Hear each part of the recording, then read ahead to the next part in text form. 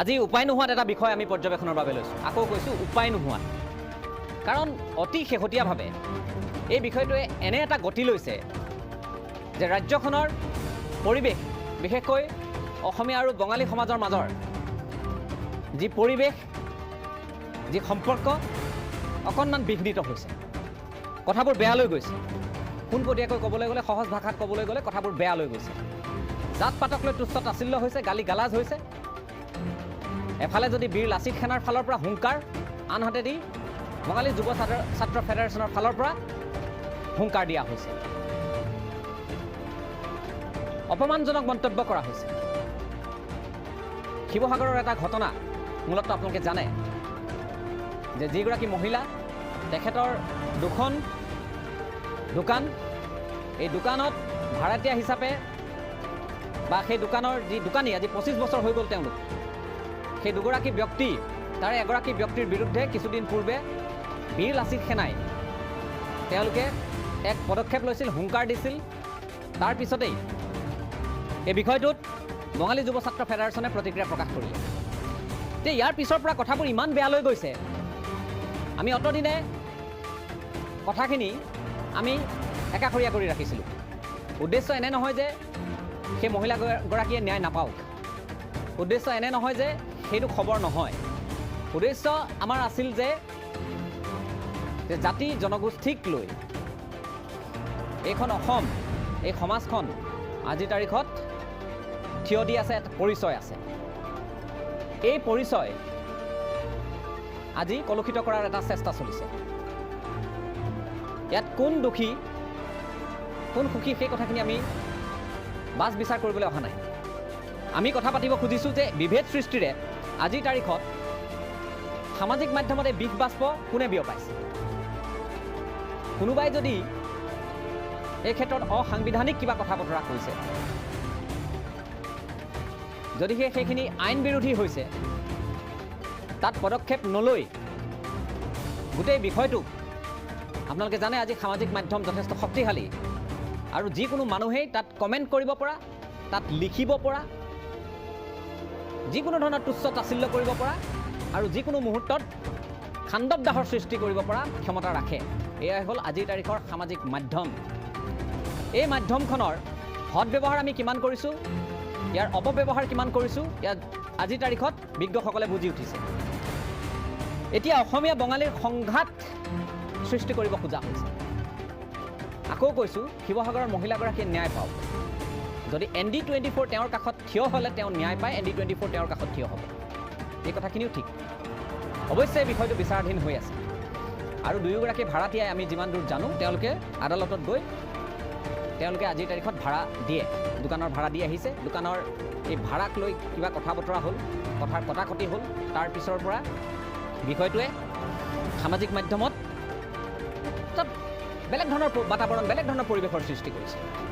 এইবোৰ নোহোৱা হ'ব লাগে দৰাচলতে।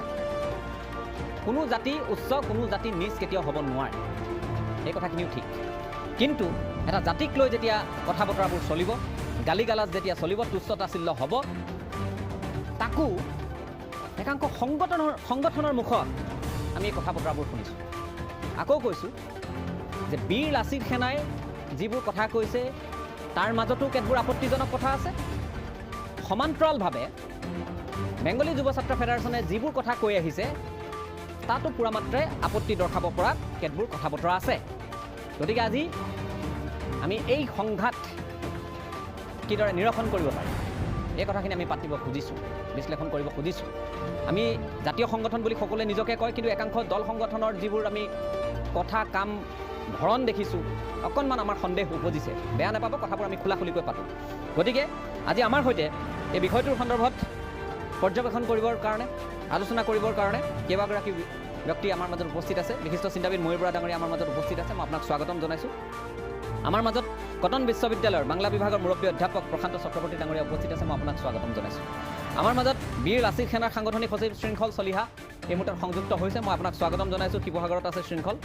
আৰু বাঙালী যুৱ ছাত্ৰ ফেডাৰেশ্যনৰ উপদেষ্টা শ্যামল চৰকাৰ আমাৰ মাজত উপস্থিত আছে, মই আপোনাকো স্বাগতম জনাইছোঁ।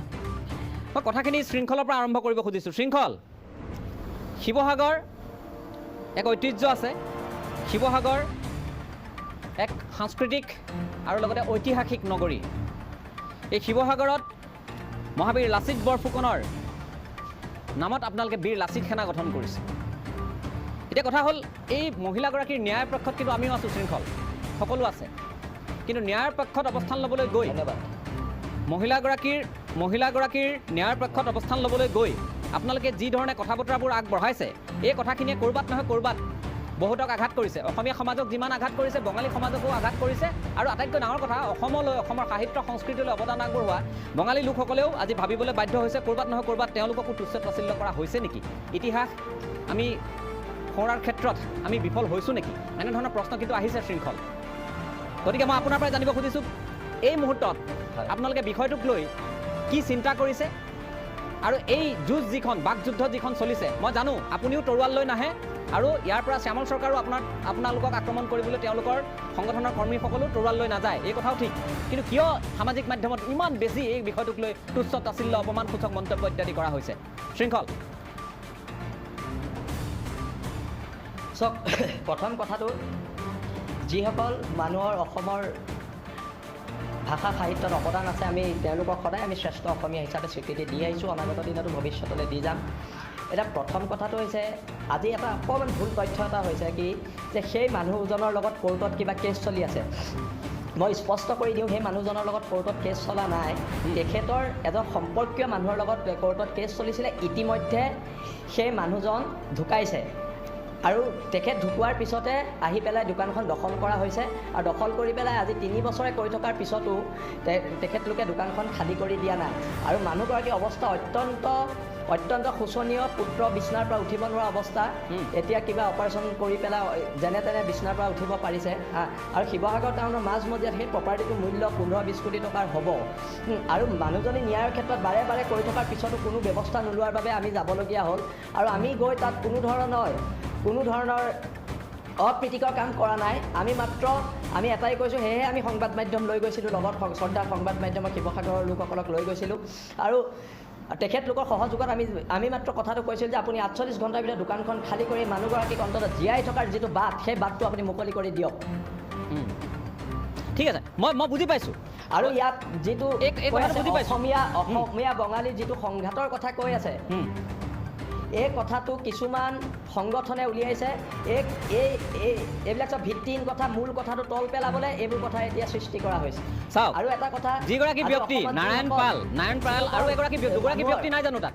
শৃংখল, দুগৰাকী ব্যক্তি নাই, দুগৰাকী ভাড়াতীয়া নাই তাত? কি আছে, কিন্তু মূল অভিযুক্তজন মানে নায়কজন হৈছে নাৰায়ণ পাল।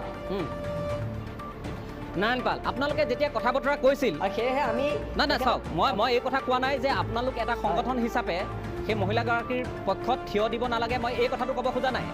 আপোনালোকে থিয় দিছে, ভাল কথা, মহিলাগৰাকীয়ে সাহস পাইছে।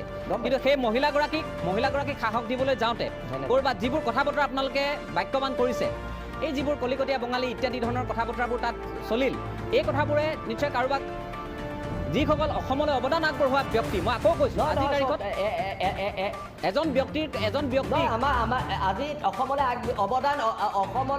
অৱদান থকা সেইসকল ব্যক্তিয়ে কেতিয়াও বঙালী যুৱ ছাত্ৰ ফেডাৰেশ্যন খোলা নাছিলে। তেওঁলোকে অসমীয়া ভাষা সংস্কৃতিৰ লগত মিলি গৈছিলে। আৰু এটা কথা স্পষ্ট, ইয়াত থকা বহিৰাগত শ্ৰেণীৰ মানুহখিনিয়ে ইয়াত যে ব্যৱসায় কৰে, তেওঁলোকৰ গ্ৰাহকটো আমিয়েই তেওঁলোকৰ পৰা বস্তু কিনো। আজিলৈকে বীৰ লাচিত সেনা বা অসমৰ কোনোবা জাতীয় সংগঠনে কৈছে নেকি যে তেওঁলোকে ইয়াত ব্যৱসায় কৰিব নোৱাৰে? নাই কৰা, আৰু নকয়ো। তেওঁলোকক সহযোগ কৰিছে, সদায় সহযোগ কৰি আছে, সমিল মিলে ব্যৱসায় কৰি আছে। কিন্তু যদি ইয়াত যদি কোনোবা বহিৰাগত মানুহ আহি পেলাই আমাৰ মাটি বাৰী সম্পত্তি দখল কৰে, আমাৰ ব্যৱসায় দখল কৰিবলৈ লয়, তেতিয়াতো কোনোবাই তাত মাতিব লাগিব। আজি অসমত বহুত অসমীয়া মানুহ বাহিৰত আছে, কিন্তু এনেকুৱা এটা উদাহৰণ নাই যে অসমীয়া মানুহে কাৰোবাৰ মাটি বাৰী ক'ৰবাত দখল কৰিছে। ক'তো এনেকুৱা ধৰণৰ উদাহৰণ নাই, আৰু এইটো দুৰ্ভাগ্যজনক। আৰু এটা বেংগলী যুৱ ছাত্ৰ ফেডাৰেশ্যনে অসমীয়া জাতিটোৰ প্ৰতি যদি তেওঁলোকে ইমান সচেতন হয়, তেওঁলোকে কা আন্দোলনত কিয় অংশগ্ৰহণ কৰা নাছিলে, তেওঁলোকে কিয় কাক সমৰ্থন কৰিছিলে? কিছুমান প্ৰশ্ন আছে। আজি অসমীয়া ভাষাৰ এটাও হেৰি নাই। মই বুজি পাইছোঁ শৃংখল, আপোনাক সুধিব খোজা কথাটো হ'ল যে আপুনি সেই যিজন ব্যক্তিক কলিকটীয়া বঙালী বা যি ধৰণে আপুনি তেওঁক নামকৰণ নকৰক কিয়, সেই ব্যক্তিজন দৰাচলতে ক'ৰ, তেওঁৰ ঠিকনা, তেওঁৰ ইতিবৃত্ত অকণমান ক'ব নেকি আপুনি? তেওঁলোক একদম তেওঁলোকৰ মানুহ, তেওঁলোক কলিকতীয়া মূলৰ মানুহ হয়। তেওঁলোক তাৰ পৰা আহি ইয়াত থকা, আৰু কেতিয়া আহিছিলে কি কথা মই ইমান নাজানো। আৰু এটা কথা আমি জানো যে তেওঁলোক কলিকতীয়া মূলৰ হয়, মানে পশ্চিমবংগৰ হয়। আৰু এটা কথা একদম স্পষ্টকৈ আমি কৈছোঁ, আজি বঙালী যুৱ ছাত্ৰ ফেডাৰেশ্যনে এক আন্দোলন গঢ়ি তোলক যে অসমৰ যে বৰাক ভেলীত অসমীয়া স্কুল গঢ়ি তুলিব লাগে, শিলচৰ অসম বিশ্ববিদ্যালয়ত অসমীয়া ভাষা চলিব লাগে। আপোনালোকে সেইখিনিৰ ওপৰত এক আন্দোলন গঢ়ি তোলক যদি আপোনালোকে সমগ্ৰ অসমীয়া জাতি গঠন প্ৰক্ৰিয়াটোৰ লগত জড়িত হ'ব বিচাৰিছে। ঠিক আছে, মই আকৌ আহিম শৃংখল, আপুনি সংযুক্ত হৈ থাকক। মই যিহেতু দুগৰাকীকৈ আজি ইয়াত আমাৰ সন্মানীয় অতিথি আমি উল্লেখ কৰিব লাগিব যে দুয়োগৰাকী, এগৰাকী বিশিষ্ট চিন্তাবিদ ময়ূৰ বৰা, আনগৰাকী প্ৰশান্ত চক্ৰৱৰ্তী। মই দুয়োগৰাকীক সাক্ষী কৰি কথাখিনি পাতিব খুজিছোঁ। মই আপোনালোকৰ কাষলৈ আহিম, কিন্তু তাৰ পূৰ্বে মই বাঙালী যুৱ ফেডাৰেশ্যনৰ উপদেষ্টা শ্যামল চৰকাৰ আপোনাৰ কাষলৈ আহিছোঁ। এতিয়া কথাটো হ'ল, শৃংখলে যিখিনি কথা কৈছে তাৰ পৰৱৰ্তী সময়ত যিবোৰ প্ৰতিক্ৰিয়া হ'ল, প্ৰতিক্ৰিয়া এজন ব্যক্তিক সেই কথাখিনি হুংকাৰ দিয়া হ'ল, তেনেধৰণৰ কথা। তাৰ বাহিৰে কিবা কৈছে যদি মই ইমান গম নাপাওঁ, খোলাখুলিকৈ কৈছোঁ। কাৰণ এইবিলাক বিষয়ক লৈ মই বিশেষ, তেওঁলোকে ন্যায়ৰ পক্ষত, মহিলাগৰাকীৰ ন্যায়ৰ পক্ষত থিয় দিছে, মই বাৰম্বাৰ কৈছোঁ, সেইটো শলাগ লৈছোঁ। মহিলাগৰাকীয়ে ন্যায় পাব লাগে, সেইটো শলাগ লৈছোঁ। বীৰ লাচিত সেনাই তেওঁলোকে থলুৱা এগৰাকী মহিলাক সেইখিনি ন্যায় প্ৰাপ্তিৰ ক্ষেত্ৰত সহযোগিতা আগবঢ়াব খুজিছে, তাত ক'বলগীয়া নাই। কিন্তু কথাটো হ'ল, তাৰ পিছৰ যিবোৰ প্ৰতিক্ৰিয়া আহিল, এই এপোৱামান মাংস আছে ফালি পেলাম, এনেধৰণৰ কথা বতৰা, এই কথা বতৰাবোৰ যেতিয়া আৰম্ভ হয়, এইবোৰ কথা মোৰ আচলতে এই চেনেলৰ মজিয়াত আমি যথেষ্ট দায়বদ্ধতাৰে কাম কৰোঁ আৰু যথেষ্ট আমি বা বাতৰিৰ ক্ষেত্ৰত যথেষ্ট সাৱধান হওঁ। আজিৰ তাৰিখতো কৈছোঁ যে এই বিষয়টো ইয়াত আলোচনা কৰিবলৈ মুঠেও মন নাছিল, কিন্তু এনে এক পৰ্যায় পাইছেগৈ আপুনি সামাজিক মাধ্যম খুলিব নাই। সামাজিক মাধ্যমে সকলো নহয়, কিন্তু এই কথাবোৰে ক'ৰবাত উমি জ্বলি থকা জুই ক'ৰবাত ভয়ংকৰভাৱে জ্বলোৱাৰ ক্ষেত্ৰত তাত ঘিউৰ দৰে, ইন্ধনৰ দৰে কাম কৰি আছে। গতিকে আপোনালোকৰ ফালৰ পৰাও যেতিয়া প্ৰত্যুত্তৰবোৰ গ'ল, বৰ বেয়া ধৰণৰ প্ৰত্যুত্তৰ কিছুমান গৈছে। এই কথাখিনি আজিৰ তাৰিখত যিটো শৃংখলে কোৱা বুলিয়ে নহয়, সকলোৱে কৈছে যে কিছুমান ক্ষেত্ৰত সংযম, আৰু যদি তেওঁলোকে আইন ভংগ কৰিছে তেওঁলোকৰ বিৰুদ্ধে গোচৰ, এই কথা বতৰাবোৰ থাকে। কিন্তু তাৰপিছত এই কটাকটি এইবোৰ কিহৰ স্বাৰ্থত হৈছে বা কোনে উচতাইছে? চাওক, মই প্ৰথমে ক'ম যে এটা যি ঘটনাটো হৈছে, আপুনি কৈছে খোলাকৈ যে আমাৰ যিটো মানে ডিপ্ৰাইভ হৈ আছিল মহিলাগৰাকী, তেওঁৰ লগত আমি চবেই আছোঁ আজিৰ দিনত। যদি তেওঁক প্ৰতাৰণা কৰা হৈছে, তেওঁৰ দোকানখন যদি জোৰ জবৰদস্তি দখল কৰি ৰখা হৈছে, আমি তেওঁৰ লগত আছোঁ। আমি গোটেই বাঙালী সমাজ আমি তেওঁৰ লগত আছোঁ। কথাটো হ'ল, তেওঁ যেনেকৈ ক'লে, আমাৰ শৃংখল চলিহা ডাঙৰীয়া যেনেকৈ ক'লে যে আমাৰ মিডিয়া বন্ধুসকলক লৈ গৈছিলোঁ, তাতে যাই তেওঁক 24 ঘণ্টা সময় দিছিলোঁ। আপুনি প্লে কৰিব নেকি আকৌ এইটো যে তেওঁ কি কৈছিলে তাতে? উৎপত্তিটো ক'ৰ পৰা হ'ল? তেওঁ তাতে ডনৰ নিচিনা গৈছে, একদম লাইভ কেমেৰা একশ্যন এনেকুৱা ষ্টাইলত গৈছে, যাই তাতে দম দিয়া হৈছে কলিকতীয়া বঙালী। 24 ঘণ্টা 48 ঘণ্টা সময় দিলোঁ, নহ'লে হেং দাং লৈ আহি মানে দেখাই দিম জেল আমাৰ দ্বিতীয় ঘৰ। এই যে এটা চিন ক্ৰিয়েট কৰিলে তেওঁ, এই চিনটো ক্ৰিয়েট কৰাৰ লগে লগে মই এতিয়া পোনপ্ৰথমে মই চৰকাৰক জগৰীয়া কৰিম। মই আপোনাক এটা কথা স্পষ্ট আজি ক'ব বিচাৰিছোঁ, ছেম এটা ঘটনা হৈছিলে 2018ত ঘাগ্ৰা এটা মানে বি ভোটাৰ কেছত। মানুহজন ন' ডাউট স্বদেশী মানুহ, তেওঁ বিদেশী নহয়, তেওঁৰ গোটাই ডকুমেণ্টছ আছে, কোৰ্টত তেওঁ ডিগ্ৰী পাইছিলে, তাৰপিছতো তাৰ নটিছ আহিছিল। অহাৰ পিছত এই মানুহজন ফাঁচি লৈ মৰিলে, তাতে আমি গৈছিলোঁ। তাতে এই বস্তুটোলৈ এটা মিডিয়া ট্ৰায়েল হ'ল। আপুনি ফ্লেশ্ববেকত গ'লে আপুনি মোৰ এটা কথা মই আপোনাক সুধিব খুজিছোঁ। না ঠিক আছে, মই কলিকতীয়া বঙালী, অসমীয়া বঙালী এইবোৰ আৰু মই কথাটো মই ক'ব খোজা নাই। মই আপোনাক ক'ব খুজিছোঁ, তেখেতে যদি কলিকতীয়া শব্দটোক লৈ কিবা এটা কৈছিল, মই কাৰো কোনো ৰাজ্যৰ মানুহক কৰা অপমান, ভাৰত মুলুকৰ কোনো লোকক কৰা অপমান, মই সেইটোত মই কেতিয়াও আমি সেইটোৰ পক্ষপাতি বাৰু নহয়, এইটো কথাও ঠিক। কিন্তু তেখেতৰ মুখত যদিও বা কলিকতীয়া বঙালী বুলি ওলাল, এতিয়া কথাটো হ'ল যে অসমৰ বঙালী সমাজে বিষয়টো কিয় গাত পাতি ল'লে, সেই কথাটো আপোনাৰ মই কৈ আছোঁ। মই কাক জগৰীয়া কৰিব বিচাৰিছোঁ? অসমৰ বঙালী সমাজে বুলি ক'লেও ভুল হ'ব। বাঙালী যুৱ ফেডাৰেশ্যনে কিয় ল'লে? মই কৈ আছোঁ আপোনাক, বাঙালী যুৱ ছাত্ৰ ফেডাৰেশ্যনে কিয় ল'লে ঘটনাটো। এই যে তাৰপিছত কি হ'ল ঘটনাটো, যে এই 2018ত যিটো কথা হ'ল যে বাঙালী ঘৰে ঘৰে যাই মাৰিব বুলি কোনোবা এজনে কৈছিলে, ক'ব পাৰে শ্লিপ অফ টাং হৈছে বা কিবা এটা হৈছে। তাৰ কাউণ্টাৰত কৈছিলে আমাৰ মোৰ লগত থকা ল'ৰা এজন, মোৰ ওপৰতে কেছ হৈছে। মই আপোনাক ক্লিয়াৰ কৰি দিওঁ, সুজিত চৰকাৰ বুলি ল'ৰাটো তেওঁ জেল খালে 3 মাহ। এই কথাটো কোৱা কথা যে আমাক যদি কোনোবাই মাৰে আমিও মাৰিম যায়, তেনেকুৱা এটা কথাক মানে মিডিয়া ট্ৰায়েল কৰি বিৰাট ডাঙৰ হ'ল অসমত। পুলিচে বিচাৰি তাক ৱেষ্ট বেংগলৰ পৰা বিচাৰি ধৰি আনি তাক এৰেষ্ট কৰি জেল খোৱালে সুজিত চৰকাৰক। আজিৰ দিনত ইমান ডাঙৰ এটা কথা হোৱাৰ পিছত আজি চৰকাৰে কিয় চমুটো কেছ নল'লে? আমি যেনিবা কোনোবা কেছ নকৰোঁ, আমি শৃংখল চলিহাৰ ওপৰত কেছ কৰাৰ কথা কোৱা নাই। যে কোনোবাই যদি বাঙালী জাতিটোলৈ গালি পাৰিছে, বঙালী, কলিকতা বঙালী হওক, আমেৰিকাৰ বাঙালী লৈ বুলি কৈছে, আমাৰ অসমতো অৱদান আছে বাঙালী। কি অৱদান আছে আমাৰ বিজ্ঞ ব্যক্তিসকলে ক'ব, নিশ্চয় ক'ব, তেওঁলোকে বিজ্ঞ মানুহ।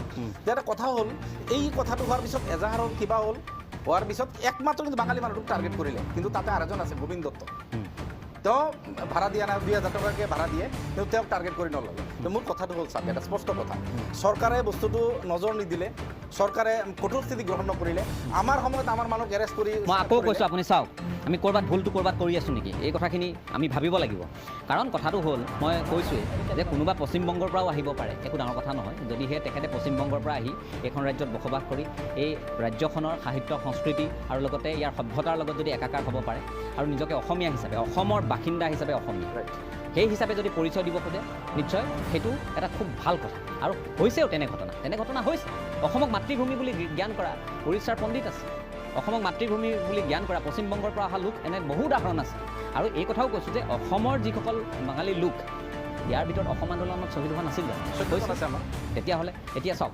14গৰাকী আছে কিন্তু আমাৰ কথাটো হ'ল যে মই কেতিয়াবা কওঁ মই যেতিয়া পূৰ্ববংগীয় মূলৰ মুছলমানসকলৰ কিবা বিতৰ্কমূলক অনুষ্ঠান হয় এনেধৰণৰ কথা বতৰা যেতিয়া হয় তেওঁলোকক কওঁ আৰবীয় সভ্যতা সংস্কৃতিৰ প্ৰতি কিছুমান লালায়িত থাকে এই কথাখিনিও আমি কেতিয়াবা কৈছোঁ এই কথাখিনিও কেতিয়াবা শোভা নাপায় বহু ক্ষেত্ৰত মই কৈছোঁ যে ভুলক্ৰমে শৃংখল চলিহা বাৰু ভুল মই মানি ল'লোঁ ভুলক্ৰমে কলিকটীয়া আপুনি কিন্তু কথাটো হ'ল যে কলিকটীয়া শব্দটো যি ধৰণে এতিয়া আপুনি জোৰ দি কৈছে যে সমগ্ৰ বঙালী সমাজক বুলি নিশ্চয় নহয় সেই বিশেষ ব্যক্তিজনক মই ভাবোঁ বিশেষ ব্যক্তিজনক তেওঁ আক্ৰমণ কৰি বা লক্ষ্য কৰি লৈছিলে কিন্তু এতিয়া আপুনি যিটো উত্তৰ দিছে সেই উত্তৰটোৱে ক'ৰবাত নহয় ক'ৰবাত অসমখনৰ প্ৰতি আমাৰ দায়বদ্ধতা এই মানুহগৰাকীৰ প্ৰতি আমাৰ দায়বদ্ধতা এই সমাজখনৰ প্ৰতি আমাৰ দায়বদ্ধতাক লৈ কিন্তু প্ৰশ্ন উত্থাপন কৰিছে আৰু বাঙালী যুৱ ছাত্ৰ ফেডাৰেশ্যনে ক'ৰবাত নহয় ক'ৰবাত কওঁতে হওক ভাবোঁতে হওক ব্যক্ত কৰোঁতে হওক ক'ৰবাত নহয় ক'ৰবাত এই কথাখিনি অকণমান ভুল কৰিছে যেন মোৰ ব্যক্তিগত অনুভৱ হৈছে নাই চাওক আপুনি তাৰ পিছৰ পৰ্যায়টো মই কৈছোঁ মই যে চৰকাৰে যে ইমিডিয়েট ষ্টেপ নল'লে বা এনেকৈ কথাবিলাক আমাৰ যদি শৃংখল চলিহা পক্ষৰ পৰাও যদি কিবা কৈছে বা আমাৰ পক্ষৰ পৰাও যদি কোনোবাই কৈছে বাঙালী সমাজে যদি কিবা কৈছে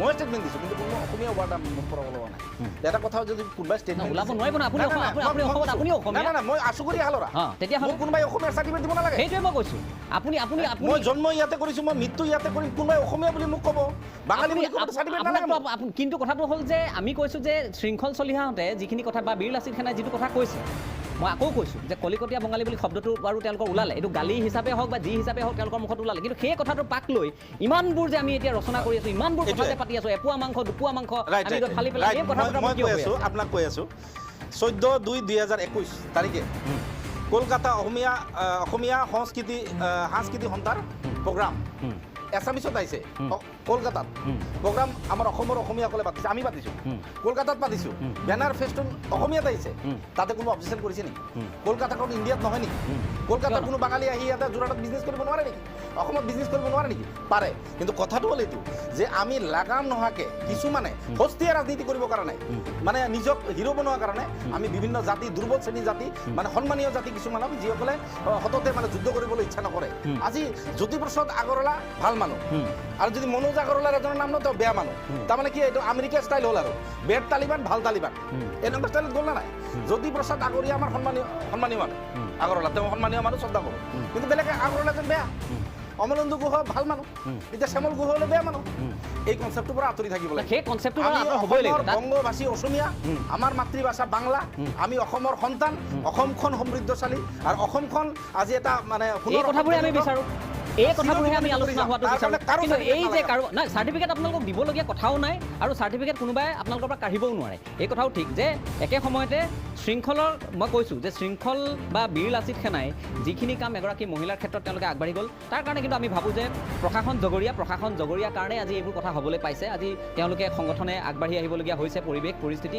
বীৰ লাচিত সেনা আগবাঢ়ি আহক কোনোবাটো আগবাঢ়ি আহিছে যে নহওক মই কৈছোঁ যে এই বিপদটোৰ ক্ষেত্ৰত এই মহিলাগৰাকী আজি অন্যতম এটা চেলু হ'ল এই গোটেই ঘটনাটোত মই বেয়া অৰ্থত কোৱা নাই দেই মই ইতিবাচক এটা আলোচনাৰ আগ ধৰিবৰ কাৰণেহে কৈছোঁ মই ভাবোঁ যে এনে এগৰাকী মহিলাৰ ক্ষেত্ৰত শৃংখল চলিহাৰ যিমান দায়বদ্ধতা আছে শ্যামল চৰকাৰৰ সমান দায়বদ্ধতা 100% আছে নে নাই তাত নাৰায়ণ পাল থাকক গোবিন্দ দত্ত থাকক তাত বীৰ লাচিত সেনা হওক বাঙালী যুৱ ছাত্ৰ ফেডাৰেশ্যন হওক আপোনালোকৰ সমান দায়বদ্ধতা নাই আছে সেই দায়বদ্ধতাখিনি উমৈহতীয়াভাৱে আমি আগবঢ়াব কিয় নোৱাৰোঁ সেইখিনিহে আমাৰ মূল কথা হ'ব লাগে সেইটো মই আপোনালোকৰ মাজত ইয়াত তৰ্ক বিবাদ আপোনালোকে ইজনে সিজনৰ তাৰ পৰা কেমেৰা ভাঙি দিয়া সদৃশ পৰিৱেশ সৃষ্টি কৰা এইটো পক্ষপাতি নহয় কথাটো হ'ল যে আপোনালোকে আলোচনাত বহক কথা পাতক এই ধৰণৰ এটা পৰিৱেশ ইজনে সিজনক কোনেও কাকো নেমাৰে মই জানো নহয় নাই, নাই। কাৰোবাৰ উচতনিতে এইবোৰ কথা বতৰা হৈ আছে হৈ আছে। আৰু অনাগত সময়তো হৈ থাকিব ৰাজনীতিৰ জোল কোনোবাই খাবলৈ এইবোৰ কথা বতৰা হৈ থাকে মই ময়ূৰ বৰা ডাঙৰীয়া আপোনাৰ কাষলৈ আহিছোঁ বিষয়খিনি যথেষ্ট উষ্মাৰে ক'বলগীয়া হৈছে ময়ূৰ বৰা ডাঙৰীয়া মই কৈছোঁৱে আপোনাক ফোনতে যে এই কথাবোৰ পাতিবলৈ মন নাযায় কালি আপোনাৰ এটা লিখনিও পঢ়িলোঁ মই যথেষ্ট ইতিবাচক চিন্তাৰে ভৰপূৰ আৰু এটা ইতিবাচক বাৰ্তা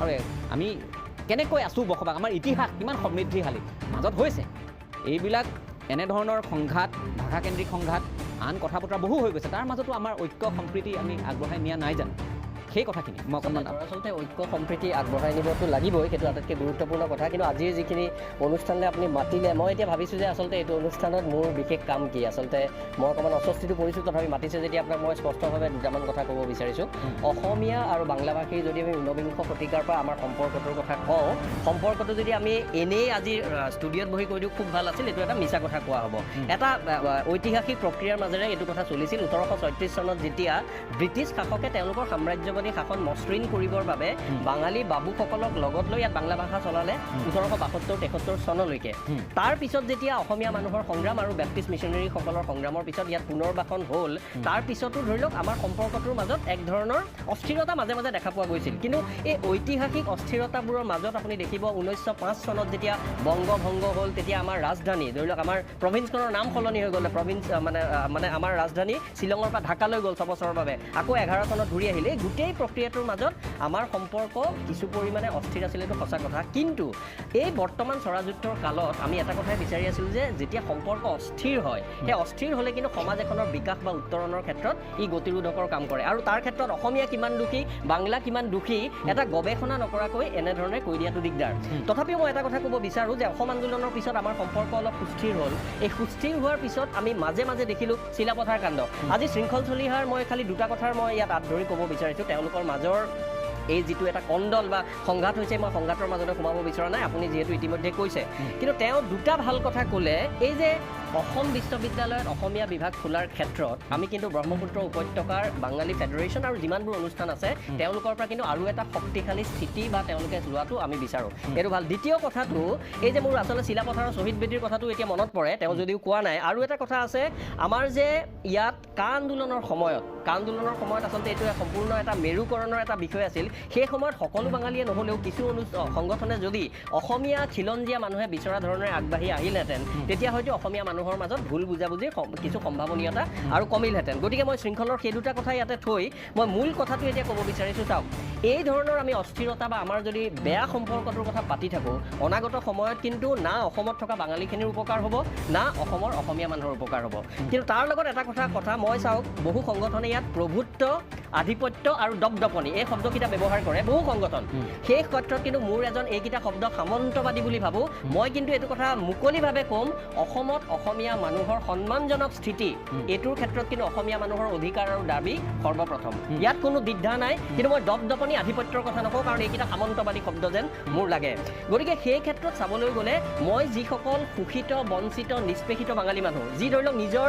জীৱন যুদ্ধক লৈ জৰ্জৰিত তেওঁ অসমীয়া হওক হিন্দী হওক ভাষা কি হওক এইবোৰ লৈ নহয় তেওঁ জীৱন যুদ্ধৰ লগত তেওঁ ভাত কাপোৰৰ চিন্তা লৈ তেওঁলোকক আঁতৰাই থৈ এইটো প্ৰশান্ত চক্ৰৱৰ্তীয়ে নাজানো মই কি ভাবে মোৰ এটা ভাৱ হয় সচেতন অসমত থকা বঙালী মানুহৰ মাজত 50% অধিক বঙালী মানুহে কিন্তু তেওঁলোকৰ এটা উচ্চাত্মিকা আৰু উন্নাসিকতাৰ ভাৱ আছে সেই 50টো 60ও হ'ব পাৰে 40ও হ'ব পাৰে 70ও হ'ব পাৰে এইটো কিন্তু একেবাৰে সঁচা কথা এই কথাটো মই ভাবিছোঁ আৰু এই কথাটো ভাবি পিছতো মই কিন্তু কওঁ যে অসমীয়া বঙালীৰ মাজৰ যিটো সম্পৰ্ক মই সদায় কালিৰ যিটো প্ৰসন্ন কুমাৰ ঘোষৰ 1911 চনত গোৱালপাৰা জিলাত তেওঁ এককভাৱে গোৱালপাৰা জিলাখন দুবাৰ চেঞ্চাছ কৰাই পেলাই সেইখন যে অসমীয়া সংখ্যাগৰিষ্ঠ এখন জিলা সেইখন প্ৰমাণ কৰিলে এজন বঙালী উকিলে প্ৰসন্ন কুমাৰ ঘোষ কালি মই সেইটোলৈ মই লিখিছোঁ তেনে বহু মানুহ আছে হেমাংগ বিশ্বাস আজি কুলতা ভট্টাচাৰ্য পুলক বেনাৰ্জী আজি প্ৰসন্ন কুমাৰ ঘোষৰ কথা ক'লো অমলেন্দু গুহৰ কথা তেখেতেও কৈছে এনে বহু মানুহ আছে কিন্তু এইখিনি মানুহ মোৰ এনেকুৱা লাগে 50% সচেতন বাঙালী মানুহৰ ভিতৰত 50%তকৈ কিন্তু তল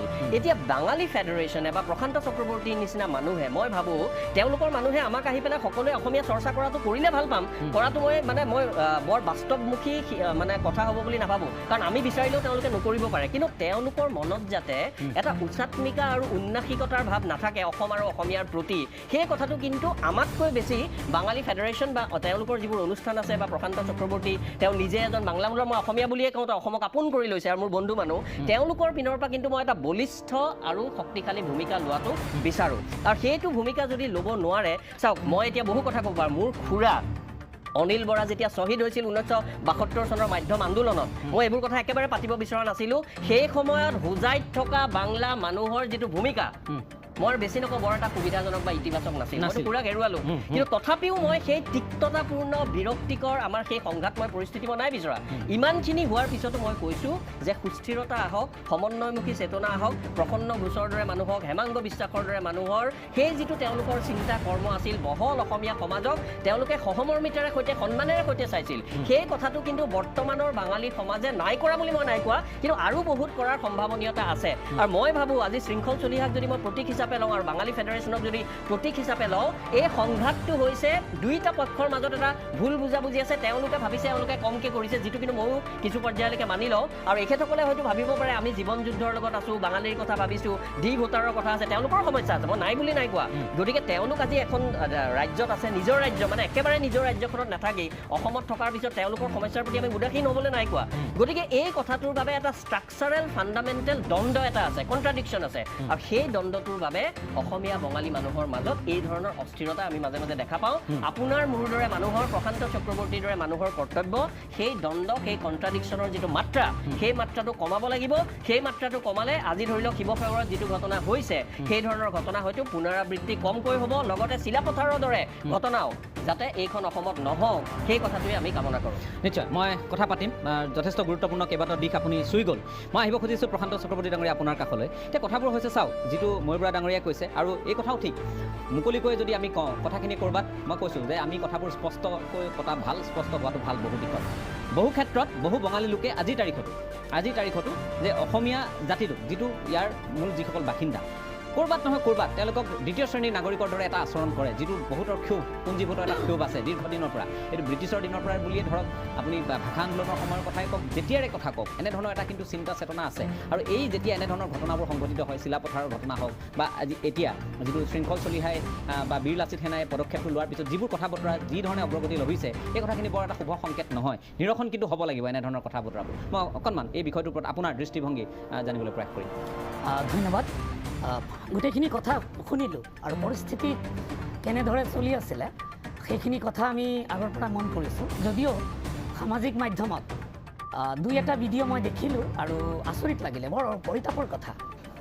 একেবাৰে আৰম্ভণিতে মই এটা কথা কওঁ যে বংগৰ এজন প্ৰখ্যাত বুদ্ধিজীৱী, সাহিত্যিক আৰু বৈজ্ঞানিক ৰাজশেখৰ বসু, পৰশুৰাম ছদ্ম নামেৰে তেখেতে লিখিছিলে। তেখেতে বৈজ্ঞানিক বুদ্ধি বুলি এটা প্ৰবন্ধ লিখিছিলে। এই গোটেইখিনিৰ মূলত কিন্তু আমাৰ বৈজ্ঞানিক বুদ্ধিহীনতা, মানে আমি যুক্তি বুদ্ধিৰ যিখিনি আধুনিক সভ্য মানুহ হিচাপে যিখিনি কথা ভাবিব লাগে সেইখিনি কথা আমি নাভাবোঁ। এটা উদাহৰণ দিওঁ, ধৰক এগৰাকী মহিলা তালিবানে অত্যাচাৰ কৰি আছে কাবুল চহৰত। সেই মহিলাগৰাকীৰ প্ৰতি মোৰ যিখিনি মানৱিক যিখিনি আচৰণ হ'ব, শিৱসাগৰৰ নিষ্পেষিত মহিলাগৰাকীৰ প্ৰতি মোৰ একেখিনিয়ে হ'ব। গতিকে তাতে সেই মহিলাগৰাকীৰ প্ৰতি কৰিছে কাৰণে মোৰ ঘৰৰ কাষত যি মুছলমান মহিলাগৰাকীয়ে শাক পাচলি বিক্ৰী কৰে, সেই মহিলাগৰাকী মই অত্যাচাৰ কৰিব নোৱাৰোঁ। কথাটো বুজিছেনে? কথাটো অৰ্থাৎ এজন মানুহ বাৰে বাৰে এজন কোনোবা পাল উপাধিৰ কোনোবাই কিবা কৰিছে, অপৰাধী পাল, তেওঁৰ পদবীটো পাল, সেই পালৰ কাৰণে গোটেই বাঙালী জাতিক কাঠগড়াত থিয় কৰা হৈছে। নগাঁও কাণ্ডটো আমি দেখিছোঁ। নগাঁও কাণ্ডৰ কথা বাদ দিলোঁ, নগাঁও কাণ্ডৰ আৰু দুখৰ কথা আছিলে। অথচ নগাঁও কাণ্ডৰ পিছত আমি দেখিছোঁ যে যিসকলে আক্ৰমণ কৰিছিলে তাৰ 4জনে কিন্তু অসমীয়া ল'ৰা। আৰু নগাঁও কাণ্ডৰ যিজন মেইন হেৰি আছিলে, যাৰ নামত অভিযুক্ত, তেওঁ অসমীয়া বিয়া পাতিছিলে। অসমীয়া বিয়া পাতি অসমীয়া সমাজত আছিলে, কিন্তু সেইটো অসমীয়া বাঙালী কৰি দিয়া হ'ল। কাৰ্বি আংলঙত অভিনীলৰ কেছত আমি গোটেই কাৰ্বি জাতিক এটা চামে ছ'চিয়েল মিডিয়াত তুলি ধৰিলে। এতিয়া ৰংবং তেৰাং আৰু যিসকলে কাৰ্বি আংলঙৰ অভিনীলক মাৰিছে একে শ্ৰেণীৰ নেকি? এই কথাখিনি সভ্য মানুহে ভবা উচিত। আজিৰ দিনত অসমীয়া সমাজখনে ভবা উচিত, শুভচিন্তক মানুহে ভবা উচিত। শৃংখল চলিহা ডাঙৰীয়া যিখিনি কথা ক'লে তাৰ প্ৰেক্ষিতত মই এইখিনি কথা ক'লোঁ যে বৈজ্ঞানিক বুদ্ধিত আমাৰ ৰাজশেখৰ বসুৱে লিখিছে যে ৰামবাবুৱে স্থিৰ কৰিছে যে বেলিণ্ডা জিলাৰ মানুহবোৰ চোৰ হয়, কাৰণ সেই মানে জিলাৰ তেওঁৰ এজন কৰ্মচাৰী সেই জিলাৰ আছিলে আৰু তেওঁৰ ঘড়ী চুৰি কৰি পলাইছিলে।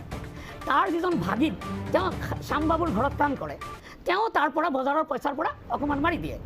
এই গোটেইখিনি ঘটনা মিলাই তেওঁ স্থিৰ কৰিছে যে বেলিণ্ডা জিলাৰ মানুহক বিশ্বাস কৰিব নাপায় আৰু সেই গোটেই ঘটনাটো ৰামবাবুৱে যিটো কৰিলে তাৰ নাম হৈছে ইণ্ডাকশ্যন বা আৰোহণ পদ্ধতি। মানে ওছামা বিন লাডেনে যিটো কৰিছে তাৰ কাৰণে আমি এতিয়া চৰত বজোৱা আমাৰ অসমৰ জোৱাই আমজাদ আলী খানক জগৰীয়া কৰিব লাগিব। এই যে মানসিকতাটো এইটো প্ৰথম বৰ্জনীয়। কোনোবাই যদি কৰিছে তেওঁক বিচাৰ কৰিব লাগিব, তেওঁক অপৰাধী হিচাপে। আমি যিগৰাকী মহিলাই এই অত্যাচাৰৰ সন্মুখীন হৈছে, এই যে পাল উপাধিৰ হেৰি, তেওঁৰ কাৰণে কি হৈছে নহৈছে তাৰ কাৰণে আইন আছে, তাৰ কাৰণে আদালত আছে, তাৰ কাৰণে আন্দোলন আছে। এতিয়া অলপ আগতে মই শৃংখল চলিহা ডাঙৰীয়াৰ কথাটো কৈছোঁ, মই তেওঁৰ প্ৰথম যিটো ভিডিঅ' সেই ভিডিঅ'টো মই দেখিছোঁ, বাকীখিনি ইমান মই দেখা নাই। মই অলপ বিৰক্ত হৈছোঁ আচলতে গোটেই ঘটনাটোৰ ওপৰত। কাৰণ বাৰে বাৰে কিয় এনেকুৱা হ'ব? তেওঁ যিটো কথা কৈছে যে কলিকটীয়া, বাৰে বাৰে কলিকটীয়া কথাটো কৈছে। এতিয়া কলিকটীয়া বাঙালী, বৰাকৰ বাঙালী, ব্ৰহ্মপুত্ৰৰ বাঙালী, ত্ৰিপুৰাৰ বাঙালী বুলি এনেকুৱা এটা হেৰি কৰিছে। এতিয়া মই তেখেতক এটা উদাহৰণ দিম। তেখেতে যিটো পৰিয়ালৰ পৰা আহিছে, চলিহা পৰিয়াল, সেই পৰিয়াল হৈছে শিৱসাগৰৰ আটাইতকৈ ঐতিহ্যশালী এটা পৰিয়াল। সেই পৰিয়ালৰ তেখেত মানে মই যিটো তথ্য দি আছোঁ, তেওঁ কলিকতাৰ ওপৰত খং দেখুৱাইছেতো। এই পৰিয়ালৰ ইমান ঐতিহ্য, সেই ঐতিহ্য আৰু কলিকতাৰ লগত সম্পৰ্কে মই দুটা তথ্য দিছোঁ। এই মোৰ হাতত কিতাপখন হৈছে অসমৰ প্ৰসিদ্ধ মুক্তিযুঁজাৰু। এই কিতাপখনৰ লিখক হৈছে কনক চন্দ্ৰ ডেকা। তেওঁ লিখিছে যে কুলধৰ চলিহাৰ পূৰ্বপুৰুষ কনৌজৰ পৰা আহি অসমত থিতাপি লৈছিল। উচ্চ কুলোদ্ভৱ চলিহা আৰ্যঘড়ী চেহাৰাৰ ওখ পাখৈ বৰ ধুনীয়া মানুহ আছিল। শৰীৰত ৰোগ বুলিবলৈ বাত বিষ এটা আছিল আৰু সেই মাজে মাজে তেখেতক আমনি কৰিছিল। 1935 চনত তেখেতে হঠাৎ ডাঙৰ ডিঙিৰ অসুখ এটা হ'ল। দুই এজন চিকিৎসকে কেঞ্চাৰ বুলি সন্দেহ কৰিলে। চলিহাৰ ইউৰোপ যাত্ৰা, ৰোগ চিকিৎসা আৰু থকা মিলাৰ সকলো বন্দোবস্ত নেতাজী সুভাষ চন্দ্ৰ বসুৱে কৰি দিছিল। মই শৃংখল চলিহা ডাঙৰীয়া, আপুনি অনলাইন আছে, আপোনাক মই বিনম্ৰতাৰে এই কথাটো কৈছোঁ, এই তথ্যটো দিছোঁ। ধৰক আপুনি কলিকতা শব্দটো ইউজ কৰাৰ কাৰণে মই আপোনাক কলিকতাৰ এটা তথ্য দিলোঁ যে আপোনালোকৰে ঐতিহ্যশালী পৰিয়াল শিৱসাগৰীয়া চলিহা পৰিয়ালৰ আটাইতকৈ পূৰ্বপুৰুষ যিজন, তেওঁক সুভাষ চন্দ্ৰ বসুৱে, আপুনি অনুগ্ৰহ কৰি মোৰ তথ্যটো শুনি লওক। শৃংখল এক মিনিট তেখেতে কৈ লওক, মই আপোনাৰ মই আপোনাক তথ্যটো দিছোঁ এইটো কাৰণে যে আপুনি শুনি ভাল পাব। বসুৰ চেষ্টাত চলিহাই সেই সময়ৰ সুপ্ৰসিদ্ধ বিশেষজ্ঞ এমিল কুৰ্চেলৰ চিকিৎসাধীন হৈ আৰোগ্য লাভ কৰে। বসুৰ ব্যক্তিত্ব আৰু জনপ্ৰিয়তাৰ ফলত সুদূৰ ভিয়েনাৰ ডাক্তৰ চলিহাই চিকিৎসাৰ বাবদ দিবলগীয়া 15,000 চিলিঙৰ ঠাইত কেৱল মাত্ৰ 7,000 টকা দিবলগীয়া হৈছিল। আৰু নেতাজীৰ পৰা পৰিচয় পত্ৰ লৈ চলিহা জাৰ্মানীলৈ গৈছিল। আচ্ছা, 1 নম্বৰ তথ্য। দ্বিতীয় তথ্যটো মই দিছোঁ, এইটো লিখিছে কুমুদেশ্বৰ হাজৰিকা প্ৰয়াত। তেখেতে লিখিছে শিৱসাগৰৰ চাহ খেতিয়ক আৰু মুক্তিযোদ্ধা যাদৱ প্ৰসাদ চলিহা আৰু তেওঁৰ পৰিয়ালৰ গুৱাহাটীৰ দেৱবালা দুৱৰা চলিহা ব্যৱসায় সংক্ৰান্ত বহু বছৰ কলকাতাত আছিল। তেওঁলোকৰ দুগৰাকী কন্যা মীনাক্ষী আৰু ৰেখা বিয়া বাঙালী পৰিয়ালত হৈছিল। মীনাক্ষীৰ স্বামী ৰেলৱেৰ উচ্চপদস্থ বিষয়া বিশ্বপ্ৰিয় বসু। মীনাক্ষী বসু অসমত দেৱযানী চলিহা নামে পৰিচিত। ৰেখা চলিহাৰ বিয়া হৈছিল কলকাতাৰ হাইকোৰ্টৰ জজ তৰুণ কুমাৰ বসুৰ সৈতে। চলিহা দম্পতীৰ জ্যেষ্ঠ পুত্ৰ ইন্দ্ৰজিতৰ বিয়া হৈছিল জয়া গোস্বামীৰ সৈতে। জয়া প্ৰথম ভাৰতীয় লৰ্ড SP সিঙৰ যি নাতি। ইন্দ্ৰজিৎ চলিহা কলকাতাৰ স্থায়ী বাসিন্দা যদিও চাহ বাগিচাৰ কামত প্ৰায় অসমলৈ আহি থাকে। মীনাক্ষী চলিহা আৰু ৰেখা চলিহা এতিয়াও কলকাতাৰ অসমীয়া বাঙালীৰ যুগপুত্ৰ। এই দুটা তথ্য মই এইটো কাৰণে তেখেতক দিলোঁ আৰু বিনম্ৰতাৰে দিলোঁ যে আচলতে কোনোবা এজন পালৰ অপৰাধৰ কাৰণে গোটেই জনগোষ্ঠীক দায়ী কৰিব নালাগে। মই একদম বিনম্ৰতাৰে কৈছোঁ। মই এটা উদাহৰণ দিছোঁ। শৃংখল চলিহা ডাঙৰীয়া, মই এটা জাষ্ট মোৰ ব্যক্তিগত এটা অভিজ্ঞতা কওঁ আপোনাক। মই বিয়া পাতিছোঁ ৰুণুমী শৰ্মা, তেখেতৰ 40খন কিতাপ আছে বজাৰত, আপুনি পাই যাব। অসমীয়া হাড়ে সিমজুৱে, মই অসমীয়া পৰিয়ালৰ জোৱাই। ৰুণুমীৰ লগত মোৰ বিয়াৰ 3 দিনমান আগতে মই যিটো ঘৰত ভাড়া আছিলোঁ, সেই ভাড়া ঘৰৰ মূল মালিকজনৰ ঘৰত গৈছোঁ। ঘটনাচক্ৰে তেখেতৰ উপাধিও পাল আছিলে। মই নিমন্ত্ৰণ পত্ৰ দিছোঁ মোৰ লগত বন্ধু এজন। মই ক'লোঁ, খুৰা আপুনি আহিব মোৰ বিয়া। তেখেতে চালে ৰুণুমী নামটো বাংলাত নাই, শৰ্মা আছে টাইটেল, কিন্তু ৰুণুমী নাম নাই। তো ৰুণুমীটো দেখি মোক ক'লে, তুমি কিতা আছা নয় বিয়া কৰছো না কিতা, এনেকুৱা লেংগুৱেজত মোক ক'লে। তেওঁ পাল। মই অকণমান হাঁহিলোঁ। মই নিমন্ত্ৰণ কৰিবলৈ গৈছিলোঁ মোৰ ঘৰৰ তেখেতক মই ভাড়া দিওঁ। মই ক'লোঁ, হয় খুৰা। ভালো হয়েছে, তা এখন থেকে ডাইলে অমিতা সিদ্ধ খাইতে পাৰবো। আপুনি মোক ভাবক মই নতুন দৰা মই বোথ সাইড কৈছোঁ দেই উভয় পক্ষ কৈছোঁ গম পাইছোঁ মই নতুন দৰা দুদিন পিছত মোৰ বিয়া হ'ব এগৰাকী পাল উপাধিৰ ব্যক্তিয়ে মোক এনেকৈ অপমান অপদস্থ কৰিলে গোটেই অসমীয়া জাতিক এনেকুৱা ইটিকিং কৰিলে যে অসমীয়া জাতিৰ খাদ্য অভ্যাস অতি বেয়া কিন্তু সেই পালৰ কাৰণে মই গোটেই বাঙালী কিয় জগৰীয়া কৰিম কাৰণ অসমীয়াৰ খাদ্যাভ্যাস অসমীয়াৰ পোচাক মানে ড্ৰেছ কোড সেই সম্পৰ্কে স্বয়ং ৰবীন্দ্ৰনাথ ঠাকুৰে ইমান আপ্লুত হৈছিলে যে তেখেতে 1919 চনত যেতিয়া গুৱাহাটীলৈ আহিছিলে তেখেতে শুৱালকুছিৰ পৰা এগৰাকী অসমীয়া বস্ত্ৰশিল্পী এগৰাকী মহিলাক তেওঁ শান্তি নিকেতনত লৈ গৈছিলে এতিয়া মোৰ ওচৰত বিষ আৰু অমৃত আছে মই ৰবীন্দ্ৰনাথৰ উদাহৰণ দিম নে এই অপদাৰ্থ অসভ্য সেই মোৰ ঘৰৰ মালিক পালৰ কথা শুনিম এই বিচাৰটো মই শৃংখল চলিয়াৰ ওপৰত হয় নিশ্চয় মই এই গোটেই কথাখিনি আমি যিহেতু পাতিছোঁ আৰু আমি ভাবোঁ যে আজিৰ তাৰিখত শৃংখল আপুনি শুনি আছে মই আকৌ কৈছোঁ শৃংখল চলিহা আৰু মই জোৰ দি ক'ম ইয়াত থকা আমাৰ যিসকল অতিথি আছে তাৰ ভিতৰত অন্যতম মই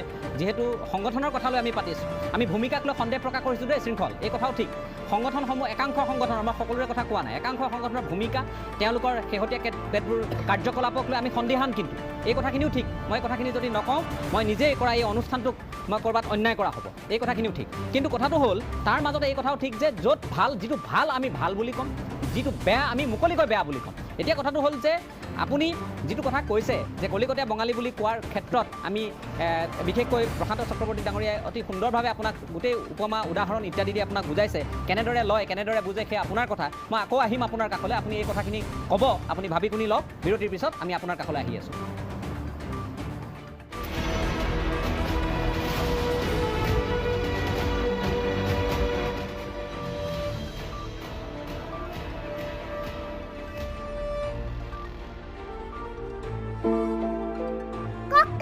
তোমালোক যোৱা মোৰ গাটো খুব বেয়া লাগিছে প্লিজ বলা না মা আজি পাৰ্টি নহ'ব নেকি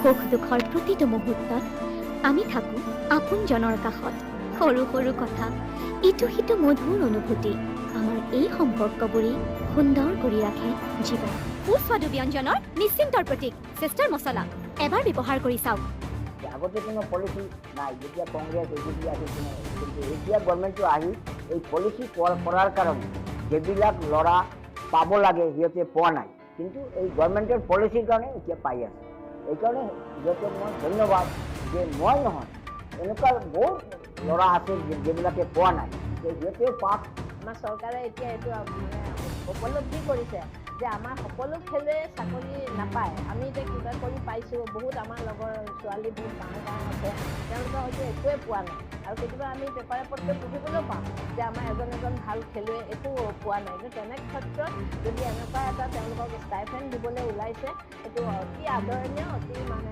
উল্লেখনীয় সেইটো কাৰণে খুব ভাল পাইছোঁ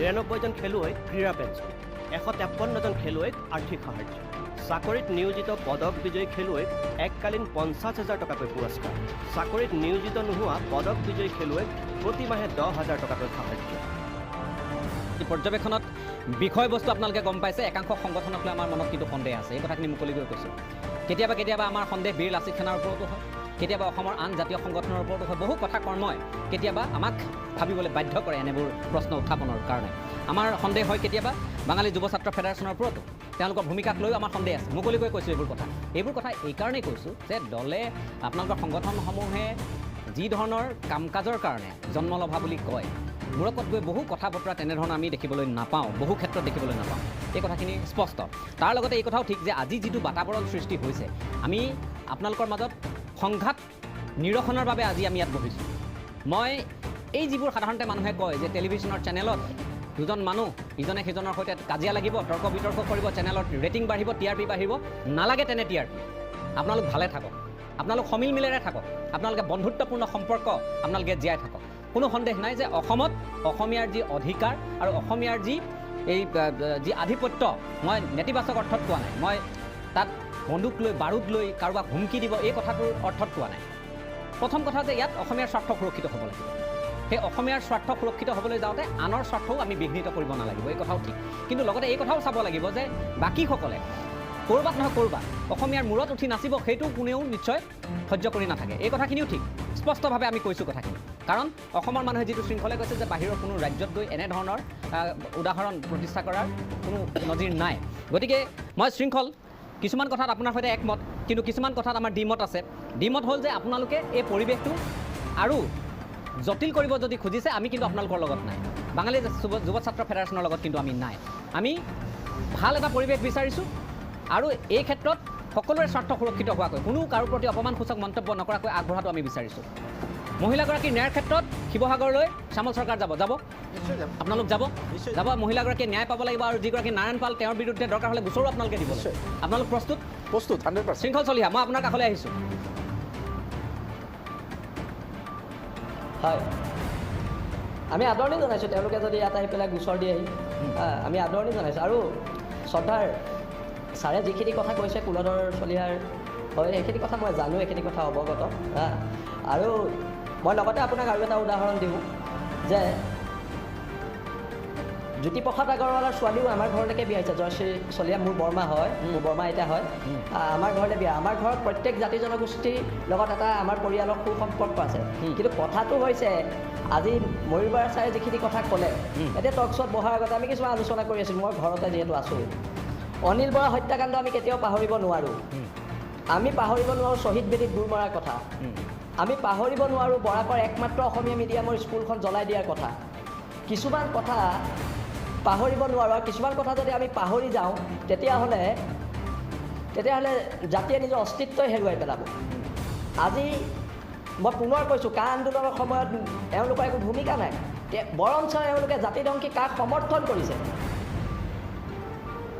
বুজি পাইছোঁ। এতিয়া আপোনালোকে কওক যে এই ধৰণৰ যদি কাণ্ড হৈ থাকে, এতিয়া এওঁ কৈছে যে অমৃত আছে আৰু বিষ আছে, প্ৰথম কোনটো গ্ৰহণ কৰিম?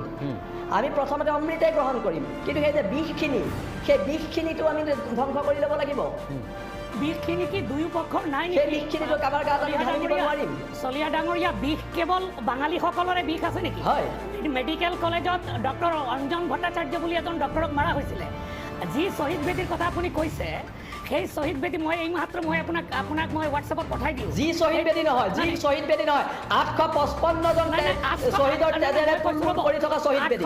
855 জনৰ ভিতৰত 14 জনৰ তালিকা মই দিছোঁ, আৰু 2 জন আছে।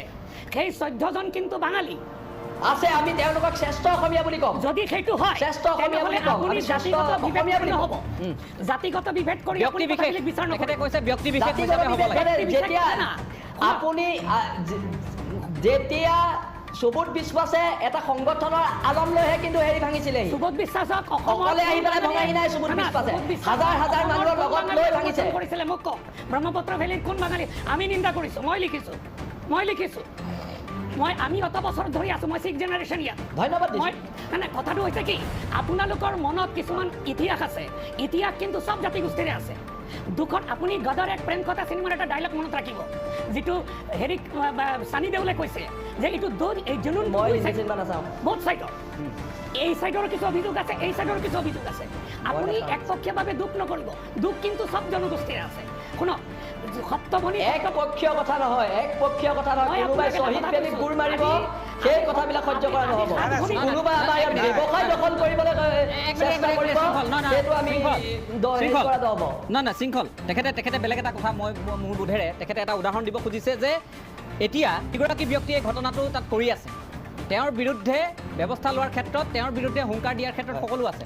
তেওঁ এইটো কথা বোধহয় ক'ব খুজিছে, আপুনি যিহেতু ইতিহাস সোঁৱৰি কিছু কথা কৈছে, আৰু যথেষ্ট এই ইতিহাস যথেষ্ট জানো যে তিতাকেঁহা থকা এটা ইতিহাস বঙালীৰ সৈতে সম্পৰ্কৰ ক্ষেত্ৰত আমি জানো। চক্ৰৱৰ্তী ডাঙৰীয়া কাইলৈ এটা পেপাৰত লিখক, আপুনি কাইলৈ অসমৰ পেপাৰত লিখক যে শিলচৰত থকা অসম বিশ্ববিদ্যালয়ত অসমীয়া ভাষা প্ৰৱৰ্তন হ'ব লাগে। আপুনি কাইলৈ এটা দীঘলীয়া আৰ্টিকেল লিখক, অসমৰ জনগণে পঢ়িব। মই আপোনাক এটা কথা কৈছোঁ, আজি ক'ব নালাগে মামাৰ, আমি দীৰ্ঘদিন আগতে তপতিৰ ভট্টাচাৰ্য যেতিয়া তাতে ভিচি হৈ, মই অতীতৰ কথা কোৱা নাই, মই বৰ্তমানৰ কথা কিছুদিনৰ আগৰ কথাই তেওঁ কৈছে। শৃংখল, 1 মিনিট। নাই, আপুনি ইতিহাসটো জানিব লাগিব। আপুনি দুটা উদাহৰণে গোটেই জাতিগোষ্ঠীৰ কাঠগড়াত হেৰি নকৰিব। এইটো চাওক, এই কিতাপখন আপুনি সংগ্ৰহ কৰক। ইয়াতে অসমীয়া বাঙালীয়ে মিলি, শুনক, আপুনি তথ্যৰ ফালে যাব। কালি মই লিখিব লাগিব, তাৰ আগতে যে 10 বছৰ আগতে মই লিখি থৈছোঁ, কৈ থৈছোঁ, সেইখিনি কথাটো আপুনি নাজানে।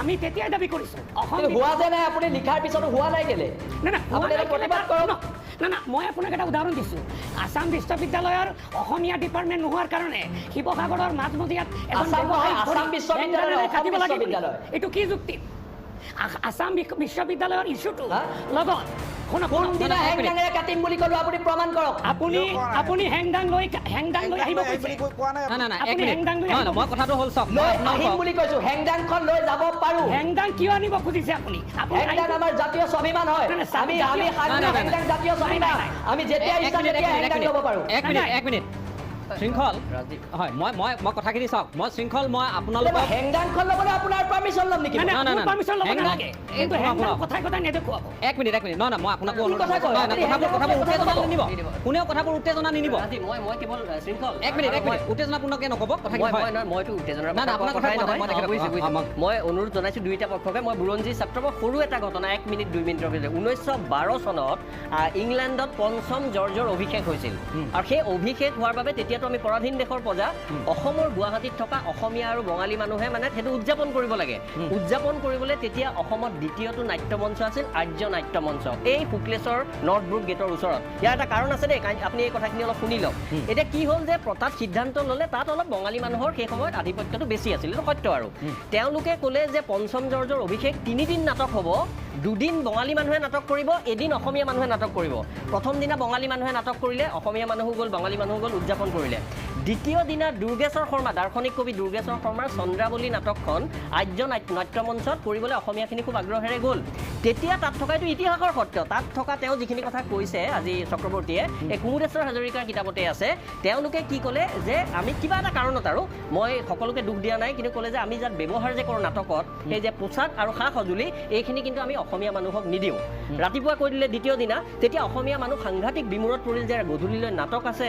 যে পঞ্চম জৰ্জৰ অভিষেকৰ চেলিব্ৰেশ্যন তাত আমাক নিদিয়ে তেওঁলোকে প্ৰত্যাহ্বান হিচাপে লৈ দিনটোৰ ভিতৰতে তেওঁলোকে পোচাক পৰিচ্ছদ তৈয়াৰ কৰি তেওঁলোকে নাটক তাত পৰিৱেশন কৰিলে তৃতীয় দিনা আকৌ বাঙালী নাটক তাত পৰিৱেশন হ'ল মই এই কথাটো কিয় কৈছোঁ জানে তাৰ প্ৰত্যুত্তৰত অসমীয়া মানুহে যোগাত্মক প্ৰত্যাহ্বান হিচাপে লৈ ভাস্কৰ নাট্য মন্দিৰ অসমৰ প্ৰথমজন পোষ্ট গ্ৰেজুৱেট ৰাধানাথ ফুকন কবি ভোলানাথ দাস কৰ্মবীৰ নবীন চন্দ্ৰ বৰদলৈ এওঁলোকে মিলি এই সেই সময়ৰ এছাম বাঙালী মানুহে যিহেতু এটা অন্যায় কৰাৰ দৰে মৃদুভাৱে হ'লেও কৰিছিল যে হঠাৎ তেওঁলোকে নাটকখনত বেশভূষা বা সঁজুলি নিদিওঁ বুলি ক'লে সেইবাবে অসমীয়া মানুহে এইটো স্বাভিমানৰ প্ৰতীক ভাস্কৰ নাট্য মন্দিৰ ইয়াত খাৰা কৰিলে বা ইয়াত আমি দেখিলোঁ গতিকে মই এই ইতিহাসৰ কথাটো এইকাৰণে কৈছোঁ যে বৰ্তমান এইবোৰ কথা পাতিলে উত্তেজনা হয় আৰু মই উত্তেজনা অস্থিৰতা নিবিচাৰোঁ আৰু সেইবাবে মই মাজত কাজিয়া হ'লেও আমি তাৰ পৰা প্ৰত্যাহ্বান হিচাপে লৈ ভাল কাম এটা কৰি দেখুৱাৰ সম্ভাৱনা আমাৰ কথাবোৰ গঠনমূলক আমি গঠনমূলক এটা প্ৰচেষ্টা লৈছোঁ সেইকাৰণে শৃংখলকো আমি কৈছোঁ যে আপুনি আমাৰ সৈতে আজি কথা বহক আলোচনাত বহক এতিয়া কথাবোৰ হ'ল চাওক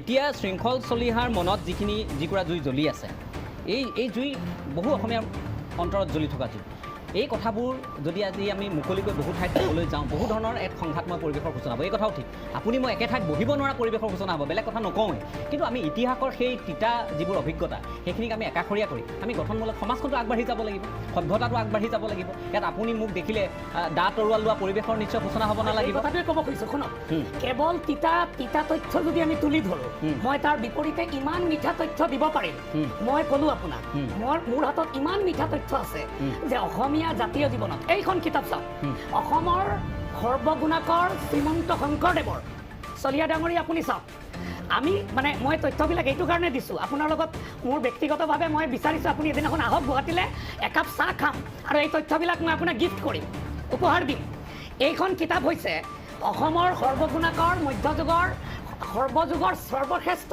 যিজন শ্ৰীমন্ত শংকৰদেৱ তেখেতৰ প্ৰথম জীৱনী চাওক কিন্তু আৰু প্ৰথম ভাৰতীয় জীৱনী লক্ষ্মীনাথ বেজবৰুৱা অখৰাজ বেজবৰুৱাৰো আগতে মানে লিখা মানুহজন হৈছে এজন বাঙালী উমেশ চন্দ্ৰ দে আমি তিতা তথ্যবিলাক পাহৰি গৈ আমি মিঠা তথ্যবিলাক বেছিকৈ ৰোমন্থন কৰিব লাগে চলিহা ডাঙৰীয়া মোৰ গোটেই মিঠা তথ্যবিলাক মই আপোনাক দিব খুজিছোঁ এই যে চাওক শ্ৰীমন্ত শংকৰদেৱৰ প্ৰথম ভাৰতীয় জীৱনী বেজবৰুৱাৰো আগতে লিখি থৈ গৈছে উমেশ চন্দ্ৰ দে এইখিনি অসম সাহিত্য সভাৰ এইখন চাওক অসম সাহিত্য সভাৰ প্ৰস্তাৱক যি অসম সাহিত্য সভা হ'ব লাগে যে আজি শিৱসাগৰত যে 1917 চনত হৈছিলে সেই প্ৰস্তাৱনাৰ মূল এজন ব্যক্তি আছিলে পদ্মনাথ বিদ্যাবিনোদ কটন কলেজৰ অধ্যাপক আৰু এইখন মই লিখা নাই এখন অসম সাহিত্য সভাৰ ৰূপলেখা অতুল চন্দ্ৰ হাজৰিকাৰ কিতাপতে আছে। গতিকে মই এইখিনি কথা মই কৈছোঁ। বুজি পাইছোঁ কথাবোৰ। আপুনি যিখিনি কথা কৈছে যে আপুনি কৈছে যে আমি তিতা যিখিনি আমাৰ অভিজ্ঞতা, হয়। সেই তিতা অভিজ্ঞতাখিনি একাষৰীয়া কৰি মিঠা অভিজ্ঞতাখিনি আপুনি ইয়াত বিনিময় কৰিব খুজিছে। আৰু এই লগতে লগতে তিতা অভিজ্ঞতাৰ প্ৰত্যুত্তৰত প্ৰত্যাহ্বান হিচাপে লৈ আন এটা কাম কৰা, যিটো মই ভাস্কৰ নাট্য মন্দিৰৰ কথা ক'লো, সেই ধৰণৰ এনেধৰণৰ উদাহৰণ আমি অসমৰ প্ৰতিষ্ঠা কৰিব ইতিহাসত লাগে। আছে। আমি এতিয়া মূল কথাটো হ'ল যিখিনি দাবী দুবা আছে, শৃংখলে আপোনাক যিখিনি ক'লে আপুনি 10 বছৰ আগত লিখিছিল কথা বতৰা, এইবিলাক নিশ্চয় আগুৱাই নিয়াৰ দায়িত্ব আমাৰ সকলোৰে আছে। মই চামল চৰকাৰ আপোনাৰ কাষলৈ আহিছোঁ। এতিয়া কথাবোৰ হ'ল চাওক, আমি আকৌ কৈছোঁ যে আপোনালোকেও যেনেকৈ মই বীৰ লাচিত সেনাকো আহ্বান জনাম যে আপোনালোকৰ সদস্যসকলক অন্ততঃ এই ধৰণৰ তুচ্ছ তাচিল্য ভৰা মন্তব্যবোৰ যিবোৰ এতিয়া হৈ আছে, আপোনালোকে ক'লে কিবা এটা, তাৰপিছত যিটো অগ্ৰগতি লৈ আছে কথাখিনি আমি ভাবোঁ যে বৰ ভাল এটা দিশে গতি কৰা নাই। সমাজ জীৱনৰ স্বাৰ্থত সেইটো আপোনালোকৰ প্ৰতি আহ্বান জনাইছোঁ। মই আপোনাকো আহ্বান জনাম যে নহয়, এক মিনিট শৃংখল, এক মিনিট। মই একে সময়তে আপোনাকো আহ্বান জনাম শ্যামল চৰকাৰ, যে বেংগলী যুৱ ছাত্ৰ ফেডাৰেশ্যনৰ যিবোৰ কথা বতৰা এই মুহূৰ্তত আমি দেখি আছোঁ, যিবোৰ তেওঁলোকে কটুক্তি কৰিছে, যি ধৰণৰ কথাবোৰ কৈছে, এই কথাবোৰ কিন্তু শোভা নাপায় আজিৰ তাৰিখত। গতিকে আপুনিও তেওঁলোকক নিয়ন্ত্ৰণ কৰাৰ দায়িত্ব ল'ব লাগিব। চাওক, মই এতিয়া শৃংখল চলিয়া ডাঙৰীয়া এটা কথা কৈছে ইয়াতে যে আমাৰ চিলাপাথাৰ কাণ্ড যিটো মানে তেওঁ ইয়াতে উদাহৰণ দিছে, তেওঁৰ হয়তো জ্ঞানৰ অভাৱ। এই চিলাপাথাৰ কাণ্ড হোৱাৰ পিছত শ্বহীদ বেদীত তেওঁ গুৰ মাৰাৰ কথা কৈ আছে। এই ঘটনাটো হোৱাৰ পিছত আমাৰ অসমৰ কোনটো বাঙালী সংগঠনে প্ৰটেষ্ট কৰা নাই? আৰু সুবোধ বিশ্বাসৰ লগত অসমৰ কোনটো বাঙালী সংগঠন জড়িত হৈ আছিল? কোনেও নাছিলে। হয়তো অসমৰ কেইজনমান মানুহ জড়িত হৈ আছিল, সংগঠন জড়িত হৈ নাছিলে। আৰু সুবোধ বিশ্বাস ডাঙৰীয়াৰ সংগঠন আছিলে উদ্বাস্ত সমিতি। তেওঁ বাহিৰৰ পৰা ইয়াতে ঘটনা এটা কৰিলে, এতিয়াও এই ঘটনাটো ইনকুৱাৰী হৈ আছে। আৰু SIT ৰিপৰ্টখন আমাৰ তাত আছে। কোনে কৰিছে এইটো এটা ডাঙৰ ষড়যন্ত্ৰ আছিলে। সেইকাৰণে আমি কৈছোঁ যে পিছত আপোনালোকে এইবোৰ কথা নক'ব। ৰ'ব, এইবিলাক কথা কৈ পুৰণা বহুত কথা যেনেকে এইবিলাক শহীদ বেদীত গুৰ মৰাৰ পিছত প্ৰটেষ্ট কৰিছে অসমৰ বাঙালীয়ে প্ৰটেষ্ট কৰিছে। আপোনাৰ জ্ঞানৰ অভাৱ। কথা নক'ব। আমি একো কথা কোৱা নাই। কৈ দিছোঁ আমি কিন্তু। protest আঙুলি কৰিছোঁ। আঙুলি আঙুলি নহয়। আঙুলি নুপুৰাব। এক মিনিট। আপুনি সদায় আঙুলি দুইজনে আপুনি আঙুলি ৰাখক। শৃংখল, মই আহ্বান জনাইছোঁ, শিৱসাগৰীয়া ভাতৃ এটা আহ্বান জনাইছোঁ। আঙুলিটো আপুনিও নেদেখুৱাব, তেওঁ নেদেখুৱাব। আমি কথাবোৰ পাতোঁ। আমি যুক্তিসন্মতভাৱে আমি কথাবোৰ, আপোনাৰ ক্ষোভ আছে, অসন্তুষ্টি আছে, আপুনি কওক। তেখেতে কৈছে, কিন্তু কথাটো হ'ল তেখেতে কি কৈছে মই এইটো আকৌ এবাৰ কৈছোঁ যে শ্যামল চৰকাৰে কৈছে যে সেই সময়ত অসমৰ কোনো বাঙালী সংগঠন নাছিল। আমিও প্ৰটেষ্ট কৰিছোঁ। 100% প্ৰটেষ্ট কৰিছোঁ।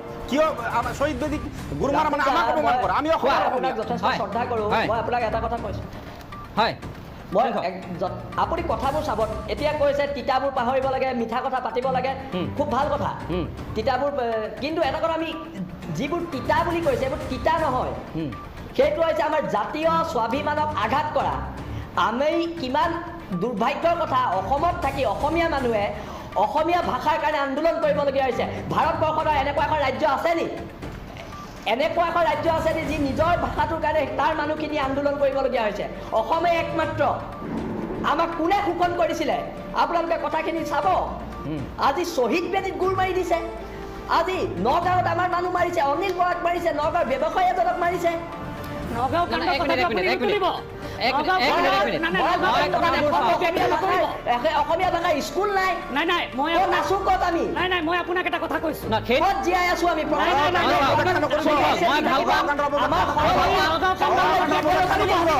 নগাকাণ্ডৰ কাৰণে গোটেই বাঙালী জাতি জগৰীয়া নহয়। তথ্যবিলাক ধন্যবাদ জনাইছো।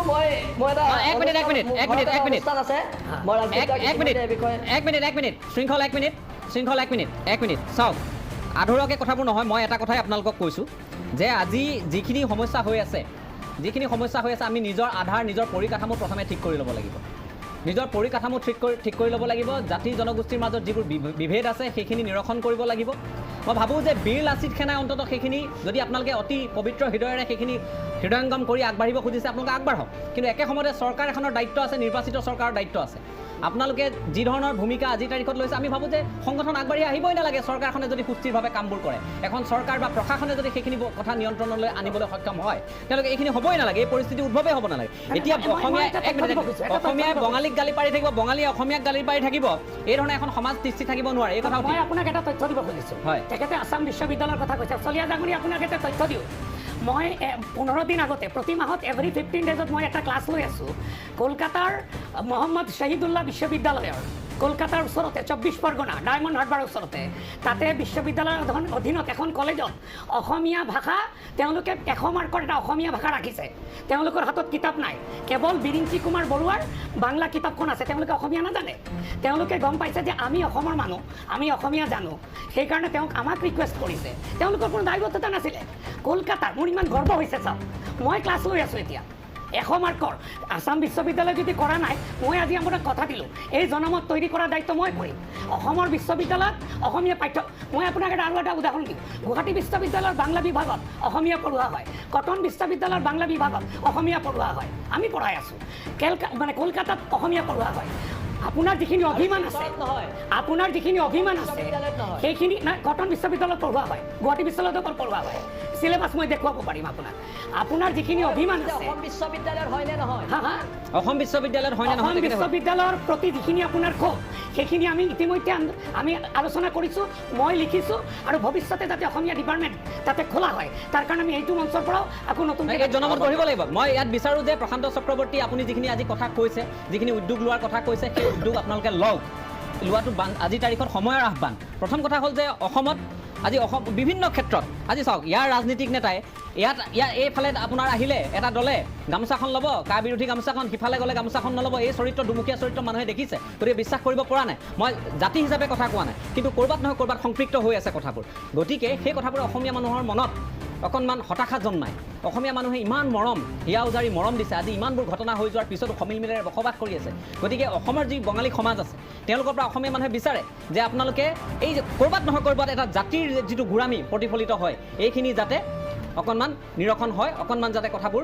ভাললৈ আহে এই কথাখিনি অসমীয়া মানুহে বিচাৰিছে অসমীয়া মানুহৰ ইয়াত দাবী নহয় এইটো অসমীয়া মানুহে দাবী কৰিবলগীয়া পৰিস্থিতি নহয় এইটো আচলতে অসমীয়া মানুহৰ প্ৰতি অসমৰ বঙালী সমাজৰ এটা দায়বদ্ধতা হ'ব লাগে এইটো আমাৰ স্বাভিমান আমি অসমত অহা 8 তাৰিখে এই যে 8 ছেপ্টেম্বৰ ভূপেন হাজৰিকাৰ জন্মদিন সেইদিনাখন আকৌ শ্ৰীমন্ত শংকৰদেৱৰ তিথি আমি বাংলা সাহিত্য সভা কৰিছোঁ উভয় অধ্যক্ষতা মিলি মই তাৰ জেনেৰেল ছেক্ৰেটাৰী সেইদিনাখন সন্ধিয়া অমলেন্দু চক্ৰৱৰ্তী উপাচাৰ্য তেখেত ৰবীন্দ্ৰনাথ বিশ্ববিদ্যালয় তেখেতে শ্ৰীমন্ত শংকৰদেৱ শ্ৰী চৈতন্য ৰবীন্দ্ৰনাথৰ ওপৰত তেওঁ ভাষণ দিব প্ৰথম ভাষণটো প্ৰতি মাহে মাহে হ'ব তাৰ পিছৰ ক'ত হ'ব এইটো আমি অনলাইন কৰি আছোঁ তাৰপিছত যেতিয়া কোভিড কমি যাব আমি প্ৰতিটো হেৰি মানে যাতে আমি অফলাইন কৰিব পাৰোঁ তাৰ পিছৰ মাহত আমি যিটো আয়োজন কৰিছোঁ সেইটো হৈছে ৰাজমোহন নাট আৰু অসমীয়া বিদ্যা চৰ্চা আমিতো কাম কৰি আছোঁ মোৰ বাংলা কিতাপতকৈ অসমীয়া কিতাপৰ সংখ্যা বেছি মই বাংলা পঢ়াই আছোঁ আমাৰ কৰা কামবিলাক আমি এটা বস্তু আপোনাক ক'ব বিচাৰিছোঁ যে আমি যিবিলাক কাম কৰোঁ বা আমাৰ যিটো কৰিবলগীয়া কাম যেনেকৈ ভূপেন হাজৰিকা মানে আমাৰ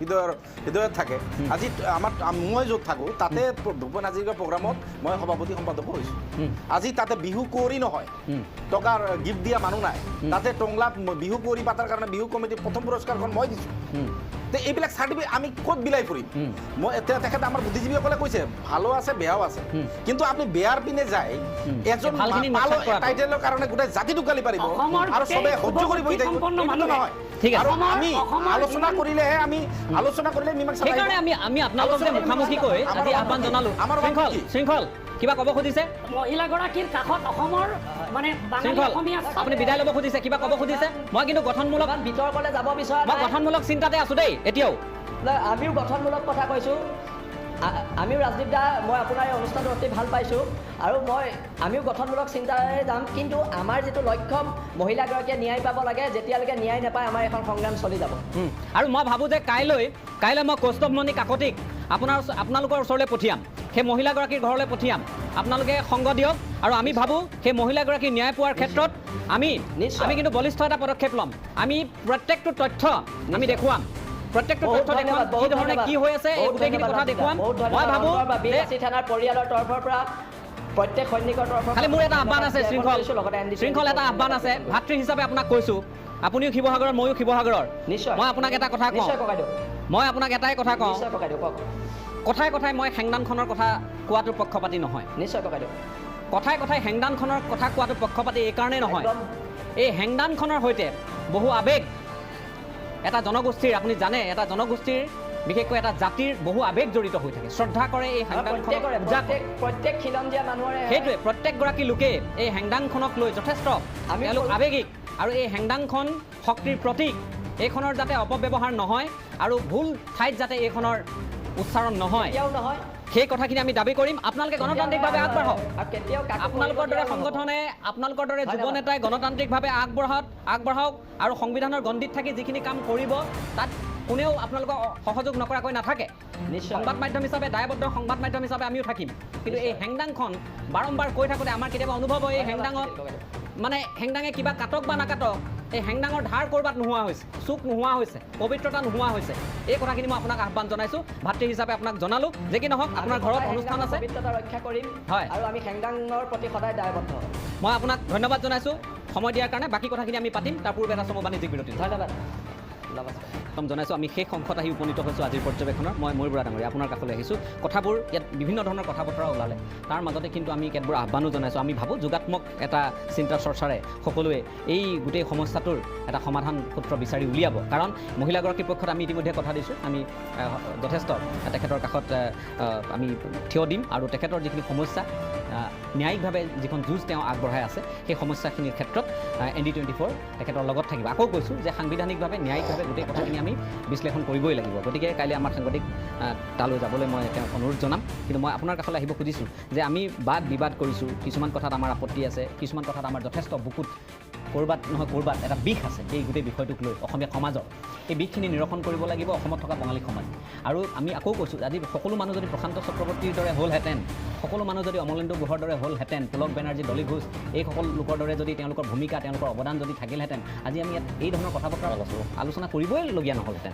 ক'ৰবাত নহয় ক'ৰবাত এটা সমস্যা আছে ক'ৰবাত নহয় ক'ৰবাত সমস্যা আছে আৰু এটা উচ্চামিকাৰ যিটো কথা তেখেতে উল্লেখ কৰিছে হয় ময়ো সেইটো ব্যক্তিগতভাৱে অনুভৱ কৰোঁ যে অসমীয়া লোকসকল যে বঙালীৰে যেন এটা অংশ আৰু এই অকণমান নিচাত্মিকতাত ক'ৰবাত তেওঁলোকক ক'ৰবাত ভোগাবলৈ এটা যত্ন কৰা হয় এই কথাখিনি প্ৰতিফলিত কিন্তু বহুবাৰ হৈছে গতিকে এইখিনি নিৰসন কিন্তু চাওক আপুনি এইমাত্ৰ এখন মোক ছবি দেখুৱালে কমলাকান্ত বৰাই পঠাইছে ভৱপ্ৰসাদ চলিহাৰ ভৱপ্ৰসাদ চলিহাক মই খুৰা বুলি মাতোঁ তেখেতৰ আজিৰ পৰা 3 বছৰমান আগতে আমাৰ বিবেকানন্দ কেন্দ্ৰত শ্ৰীমন্ত শংকৰদেৱৰ বাণী মই মানে একেবাৰে নামটো ক'ব পৰা নাই তেনেকুৱা এখন কিতাপ উন্মোচন হৈছিল আৰু সেই কিতাপ উন্মোচনৰ সময়ত ডক্টৰ লক্ষ্মীনন্দন বৰা ডাঙৰীয়া আছিলে ধীৰেন চক্ৰৱৰ্তী আছিল এটা সত্য উন্মোচিত হৈছিল যে যতীন্দ্ৰনাথ দুৱৰাই সেইটো সংগ্ৰহ কৰিছিল কলিকতাৰ পৰা যে ৰবীন্দ্ৰনাথ ঠাকুৰে শংকৰদেৱৰ ওপৰত এটা কবিতা ৰচনা কৰিছিল আৰু সেই কবিতাটো ভৱপ্ৰসাদ চলিহাৰ কিতাপখনত আজিৰ পৰা 4 বছৰ আগতে সেই কথাটো উন্মোচিত হৈছে মোৰ কিতাপতো মই পিছত অসমীয়া স্বাভিমানৰ ৰূপৰেখাত উল্লেখ কৰিছোঁ এতিয়া চাওক মানুহৰ মই যে অথনি দ্বন্দ্ব কণ্ট্ৰাডিকশ্যনৰ কথা কৈছিলোঁ সেই ৰবীন্দ্ৰনাথ ঠাকুৰৰ লগত তেওঁৰ ভতিজা জোৱাই সাহিত্যৰথী লক্ষ্মীনাথ বেজবৰুৱাৰ কাকতত কাজিয়া হৈছে কাজিয়া মানে এনেকুৱা পুণ্যত এজনে লিখে যে অসমীয়া ভাষাটো স্বকীয় নহয় ৰবীন্দ্ৰনাথে লেখে তেওঁ উড়িয়া ভাষাৰ বিষয়েও তেনেকুৱা এটা মনোভাৱ ৰাখিছিল কিন্তু তাৰ প্ৰত্যুত্তৰ দিয়ে তেওঁ ভতিজা জোৱাই লক্ষ্মীনাথ বেজবৰুৱাই ব্যক্তিগত সম্পৰ্ক কিন্তু মনান্তৰ নাই হোৱা মতান্তৰ হৈছে আৰু সেই লক্ষ্মীনাথ বেজবৰুৱাৰ এটা আপুনি মহানুভৱতাটো উপলব্ধি কৰক ৰবীন্দ্ৰনাথৰ এখন ৰয়েল থিয়েটাৰত এখন নাটক এখন অভিনীত হৈছিল তাত এটা দস্যুৰ ভাও ল'ব লাগে সেই সময়ত বঙালী মানুহে দস্যুৰ ভাও নলয় বাবে বা ল'বলৈ অলপমান দ্বিধাবোধ কৰে কাৰণ তেতিয়া কিৰিলি বা তেওঁলোকক উপলুঙা কৰে মানে চাই থকা মানুহে সেইবাবে সেই দস্যুৰ ভাওটো লৈছিল লক্ষ্মীনাথ বেজবৰুৱাই আৰু বহু কিৰিলিৰ সন্মুখীন হৈ তেওঁলোকৰ যিটো ব্যক্তিগত সম্পৰ্ক সেই সম্পৰ্ক আৰু মধুৰ হৈছিল এতিয়া মই ক'ব খোজা কথাটো হ'ল এই দ্বন্দ্ব কণ্ট্ৰাডিকশ্যনত আপুনি অলপ আগতে যিটো কথা কৈছিল মই প্ৰশান্ত চক্ৰৱৰ্তীৰ পৰা মই আশা বেছি কিহৰ বাবে কৰিম মই অন্যান্য সংগঠনক কাৰো মই অসন্মান নাই কৰা কিন্তু সেই সংগঠনত কোন মানুহ আছে তেওঁলোকৰ কাৰ্যপন্থা কি কোন পলিটিকেল পাৰ্টিৰ লগত এফিলিয়েশ্যন আছে এইবোৰ কথা মই নাজানো মই এজন বুৰঞ্জীৰ ছাত্ৰ হিচাপে বা লিখা পঢ়াৰ লগত জড়িত মানুহ হিচাপে মই এইটো কথাই বিচাৰিম বা দোহাৰিম যে প্ৰশান্ত চক্ৰৱৰ্তীকে মই প্ৰতীক হিচাপে লৈছোঁ আপুনি ধৰি লওক তেখেতে অমলেন্দু চক্ৰৱৰ্তীৰ কথা ক'লে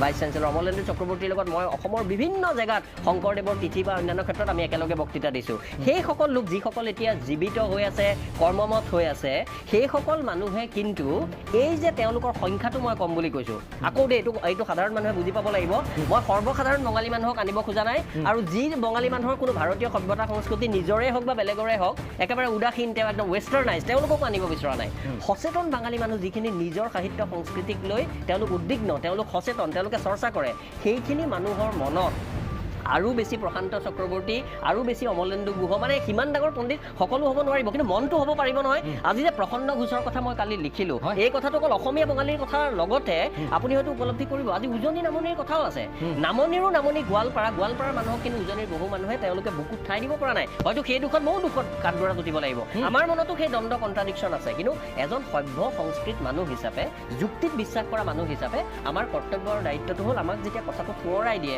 বা আমাৰ বিবেকে যেতিয়া কথাটো পৰাই দিয়ে সেই কথাটো আমি নিৰসন কৰিবৰ বাবে বা এটা বাস্তৱসন্মত সমাধান সূত্ৰৰ পিনে যাবলৈ চেষ্টা কৰিব লাগে আৰু বুৰঞ্জীৰ মই যিকেইটা তথ্য ইয়াত ক'লোঁ তেনে তথ্য হাজাৰটা আছে নেতিবাচক তথ্য আছে অসমীয়া বঙালীৰ ইতিবাচক তথ্যও আছে কালীচৰণ সেন আমি তেখেতে জানিব দানিছ ৰোডত থাকে কালীচৰণ সেনৰ ঘৰত অসমীয়া মানুহৰ বিশ্বাস ইমান আছিল ঊনবিংশ শতিকাৰ শেষত বেংকত টকা নথয় কালীচৰণ সেনৰ ঘৰত গুৱাহাটীৰ অসমীয়া মানুহে 8,000 তেতিয়া গুৱাহাটীৰ জনসংখ্যা তেওঁলোকে টকা থয় মানে সকলোৱে নহয় কিন্তু কিমান এটা বিশ্বাস আছিল গতিকে ভালৰ কথাও মই ক'ব পাৰোঁ 1912 চনৰ ৰাজ্য নাট্য মঞ্চৰ সংঘাতৰ কথা ক'লোঁ সংঘাতৰ পৰা ভাস্কৰ নাট্য মন্দিৰ মানে সৃষ্টি হোৱাৰ কথা ক'লোঁ গতিকে মোৰ শেষত এইটোৱে আশা প্ৰশান্ত চক্ৰৱৰ্তীৰ দৰে লোকে তেওঁলোকৰ সচেতন বাঙালী মানুহৰ মাজত যাৰ মাজত এই উচাত্মিকা বা উন্নাসিকতাৰ ভাৱ আছে তেখেতে ক'লে কিন্তু নাইকিয়া নহয় সেইটো মই জানো এইটো মানুহৰ একেবাৰে খেলুৱৈৰ দৰে লিপিত খাই থকা বস্তু তেওঁলোকক অলপমান নিষ্ক্ৰিয় কৰক নিষ্প্ৰাণ কৰক আৰু বৌদ্ধিকভাৱে তেওঁলোকক নীৰৱ কৰক গম পাইছোঁ আৰু আপোনালোকৰ দৰে মানুহ যি মানুহে সমন্বয়ৰ কথা কয় বা যি আপুনি আৰু মই এই ক্ষেত্ৰত অলপ একে বুলি ভাবোঁ আমি সমন্বয়ৰ কথা কৈছোঁ সমন্বয়ৰ যিটো বাগধাৰা একপক্ষ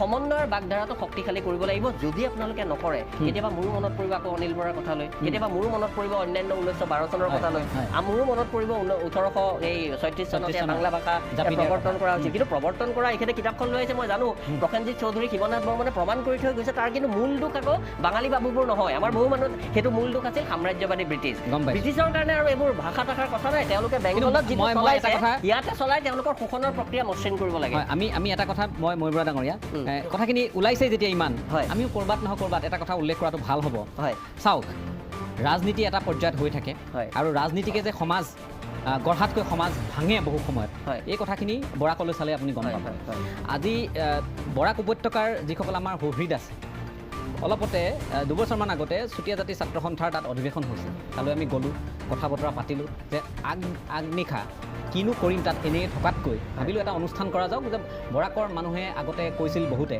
যে আমি অসমলৈ গৈ আছোঁ গুৱাহাটীলৈ আহোঁতে এনেধৰণৰ কথা বতৰা কয় এবাৰ জানিবলৈ মন গ'ল তেওঁলোকৰ সেই চিন্তা সেই চেতনাৰ অকণমান পৰিৱৰ্তন হ'লনে চৰকাৰ বদলি হ'ল কিবা ভাৱধাৰা চিন্তাধাৰা বদলি হ'লনে মই কৈছোঁ তেতিয়া তাত এটা অনুষ্ঠান কৰোঁতে মোৰ লগত তেওঁলোকে যেতিয়া সাধাৰণভাৱে কথা বতৰা হয় অসমীয়াত কথা পাতিছে সুন্দৰভাৱে কথা পাতিছে মই অসমীয়াত পাতনি মেলি অনুষ্ঠানটো মই কৰিছোঁ তেতিয়া তেওঁলোকে যেতিয়া কেমেৰাৰ সন্মুখত উত্তৰ দিছে সকলোৱে বঙালীত উত্তৰ দিছে বাংলাত উত্তৰ দিছে এই কথাখিনি এই চিন্তা চেতনা মই সুধি আছোঁ তেখেতক অসমীয়াত তেখেতে উত্তৰ দি আছে বাংলাত মই তেখেতৰ ভাষাৰ প্ৰতিটো মই অসন্মান কৰা নাই কিন্তু কথাটো হ'ল যে বাংলা ভাষা এটা ভাৰতীয় সংবিধানৰ স্বীকৃত ভাষা আমি তাত নিশ্চয় আপত্তি কৰিবলগীয়া একো নাথাকে কিন্তু অসম বুলি ক'লে অন্ততঃ আমাৰ ক'ৰবাত নহয় ক'ৰবাত আৱেগ এটা থাকিব লাগে ক'ৰবাত জাতীয় চেতনাবোধ এটা অন্ততঃ কেমেৰাৰ সন্মুখত কথা সাধাৰণভাৱে যদি তেওঁ মোৰ লগত কথা পাতিলেহেঁতেন বাংলাত মই অসমীয়াত তেওঁ বাংলাত তেতিয়া কথাটো বেলেগ আছে কিন্তু যেতিয়া মই তেখেতক সুধি আছোঁ তাত তেখেতে উত্তৰবোৰ দি আছে বাংলাত মোক ক'ৰবাত নহয় ক'ৰবাত এটা প্ৰশ্ন কিন্তু মনত উদয় হৈছে ক'ৰবাত নহয় ক'ৰবাত এটা উচাত্মিকতা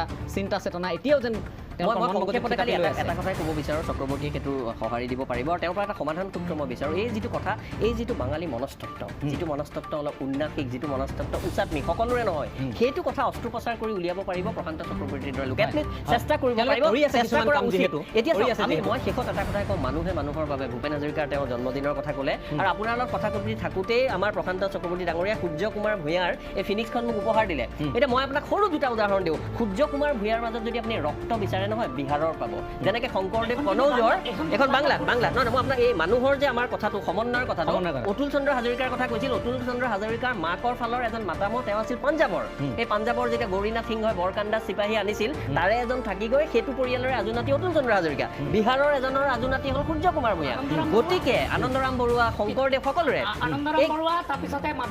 মাধৱদেৱে বংগৰ গতিকে মোৰ কথাটো হ'ল চাওক আমি সকলোৱে আহি এই অসম বোলা ভূখণ্ডক আমি ভাল পাওঁ প্ৰাণ ভৰি ভাল পাওঁ আমাৰ স্বাভিমান ইয়াত আমি হৈছোঁ গতিকে কিছু পৰিমাণে কেতিয়াবা নিজৰ ভাষা সংস্কৃতি অকণমান একাষৰীয়া মনৰ পৰা নহয় বাহ্যিকভাৱে আপুনি যিটো কথা ক'লে কৰি ইয়াৰ মানুহে ভাল পোৱা কামখিনিও কিন্তু কৰিব এইবাবে লাগিব কাৰণ এখেতসকলৰ পূৰ্বপুৰুষৰ এচামে আজিৰ পৰা 100 বছৰৰ আগতে খুব বেছি উচাত্মিকা কিন্তু দেখুৱাই থৈ গৈছিল সেইকাৰণে মই প্ৰায়শ্চিত্ত কৰিবলৈ নাই কোৱা মই এইটো কথা কৈছোঁ আৰু অলপ গভীৰভাৱে উপলব্ধি কৰিছোঁ সমন্বয়ৰ ক্ষেত্ৰত তেওঁলোকৰ পিনৰ পৰা দুখোজ আহিলে আমি ভাল পাম এইটোৱে মোৰ তেখেতৰ প্ৰতি আহ্বান মই এটা উদাহৰণ দিছোঁ যে অমলেন্দু ভট্টাচাৰ্য তেখেতে গুৰুচৰণ কলেজৰ বাংলাৰ প্ৰধান আছিলে কৈলাশনাথ শৰ্মা সোঁৱৰণী আমাৰ মাননীয় মুখ্যমন্ত্ৰীৰ পিতাৰ নামত যিটো মানে বাৰ্ষিক যিটো বক্তৃতা অনুষ্ঠান হয় তাতে 2 বছৰমান আগতে তেখেতে অসমীয়াতে বক্তৃতা দিছে তেখেতে গোটেই জীৱন তাতেই কাম কৰিলে কিন্তু তেখেতে অনৰ্গল অসমীয়া কথা ক'ব পাৰে অসমীয়াত অৰিজিনেল মানে একেবাৰে মূল অসমীয়া লিখিব পাৰে বৰাক ভেলীৰ এটা বিৰাট অংশ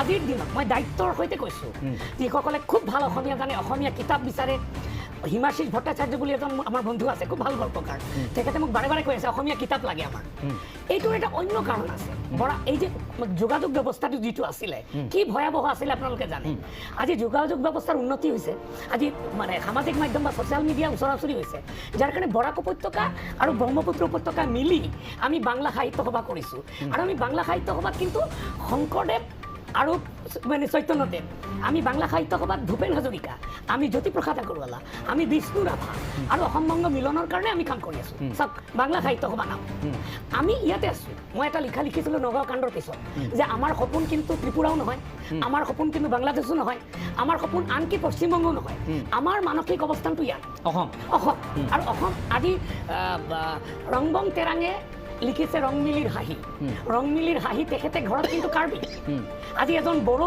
মানুহ তেখেতৰ লগত আমি কেনেকৈ কথা পাতোঁ মোৰ যি আমাৰ মানে বিশ্ববিদ্যালয়ৰ যি বড়ো বিভাগ তেওঁলোকৰ ফুকন বসুমতাৰীৰ পৰা বিৰূপাক্ষৰ পৰা সকলোৰে লগতে আমি অসমীয়াতে কথা পাতোঁ আজি যিজন আমাৰ বৰ্তমান মাননীয় শিক্ষামন্ত্ৰী তেওঁ ইমান ভাল বাংলা কয় আপুনি আচৰিত হৈ যায় আজি ঋষিকেশ গোস্বামী আগৰ যিগৰাকী আমাৰ মাননীয় মুখ্যমন্ত্ৰীৰ উপদেষ্টা আছিলে তেওঁৰ নিচিনা বাংলা অধ্যয়ন কৰা মানুহ অসমত বাঙালী কিমানজন আছে মোৰ সন্দেহ আছে আপোনাক মই দায়িত্বৰ সৈতে কৈছোঁ মোৰ শহুৰেকৰ ঘৰৰ ফালৰ পৰা মোৰ পেহী শাহু তাৰ বিভিন্ন ধৰণৰ যিসকল বয়সীয়াল মানুহ আছে তেখেতসকলে বাংলা চেনেলবিলাক চাই থাকে অসমীয়া মানুহ আৰু এটা তথ্য মই দিছোঁ অসমীয়া ব্ৰহ্মপুত্ৰ উপত্যকাৰ মানে অসমীয়া জনগোষ্ঠীৰ ভিতৰত আটাইতকৈ বেছি বাংলা সাহিত্য চৰ্চা কৰে কিন্তু অসমীয়া মানুহ ইমান বাংলা গদ্য কিন্তু মানে ইমান অসমীয়া চৰ্চা কিন্তু বাঙালীসকলে নকৰে আৰু ভাষাৰ প্ৰতি ভাষা এটা শিকাৰ যিটো আগ্ৰহ হয়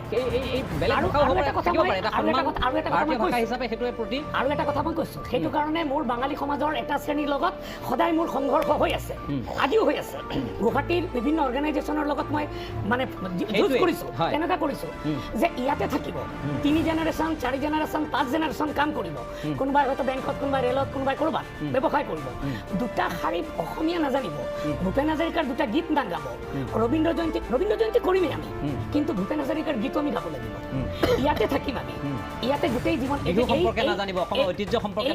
এই মাটিতে জন্ম যেন মোৰ এই মাটিতে মৰো যদি ভূপেন হাজৰিকাৰ সেই বাণীটো হয় তেনেহ'লে আমাৰ ইয়াতে গোটেইখিনি কিন্তু এটা কথা মই বৰা ডাঙৰীয়াৰ লগত একমত যে এইটো ইংৰাজীত আমি ছুপিৰিয়ৰিটি কমপ্লেক্স বুলি কওঁ যে নিজকে উচ্চ ভাবা সেইটো মই আপোনাক এটা উদাহৰণ দিছোঁ যে অসমীয়া ভাষা প্ৰতিষ্ঠাৰ ক্ষেত্ৰত আটাইতকৈ যিজনে বাধা দীনেশ চন্দ্ৰ সেন সেই দীনেশ চন্দ্ৰ বাবুক আমি কাঠগড়াত থিয় কৰাইছোঁ কিন্তু দীনেশ চন্দ্ৰ সেনে অসম দুহিতা সুধালতা বৰুৱা বুলি এখন কিতাপ লিখিছে দুৱৰা অসম দুহিতা সুধালতা দুৱৰা এই কিতাপখনৰ দৌলত এইটো মন্দিৰত আছে অনুবাদ কৰিছে আৰু নগেন শইকীয়াৰে ভূমিকা লিখিছে হয় এই কিতাপখনত মই প্ৰথম পালোঁ আপুনি শুনি আচৰিত হৈ যাব কলকাতা বিশ্ববিদ্যালয়ত বাংলাত এম এ কৰা বাংলাত স্নাতকোত্তৰ কৰা প্ৰথমগৰাকী মানে মহিলা হৈছে এই সুধালতা দুৱৰা আপুনি ভাবকচোন আচ্ছা আৰু এটা তথ্য দি মই শেষ কৰিছোঁ ঈশপৰ এটা সাধু আছে বাঘে কৈছে ঐ তোক মই খাব লাগিব কৈছে মই কি অপৰাধ কৰিছোঁ কৈছে নাই তই কৰা নাই তোৰ দেউতাকে কৰিছিলে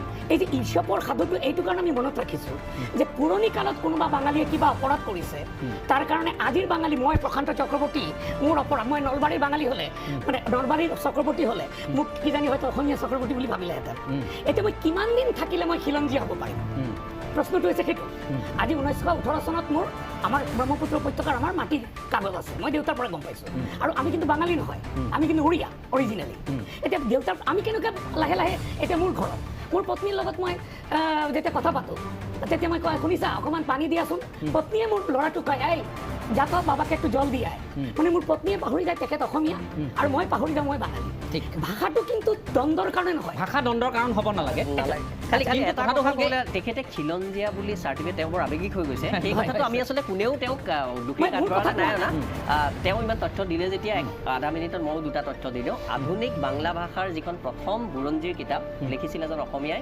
হলিৰাম ঢেকিয়াল ফুকন আসাম বুৰঞ্জী 1729 চন আৰু তেওঁৰে ল'ৰা আনন্দৰাম ঢেকিয়াল ফুকনে আইন ও ব্যৱস্থা সংগ্ৰহ বুলি 1854 নে 55 চনত প্ৰথমখন আইনৰ বাঙালী কিতাপ, তাৰমানে প্ৰথমখন বাঙালী ভাষাৰ আইনৰ কিতাপ আধুনিক আৰু প্ৰথমখন বাঙালী ভাষাৰ ইতিহাসৰ কিতাপ দুজন অসমীয়া লিখি থৈ আৰু সেইখন উদ্ধাৰ কৰিছে ঠিক আছে। কটন কলেজৰ বাংলা বিভাগৰ মই হেডে। শ্যামল চৰকাৰ যথেষ্ট সময় মন হৈ আছে আৰু অনুষ্ঠানবোৰ শেষ কৰিবৰ হৈছে। শ্যামল চৰকাৰ আপোনাৰ কাষলৈ আহিছোঁ। এতিয়া কথাবোৰ হ'ল চাওক, এতিয়া আমি এটা পৰ্যায়লৈ আহিছোঁ এই গোটেই কথা বতৰাবোৰত।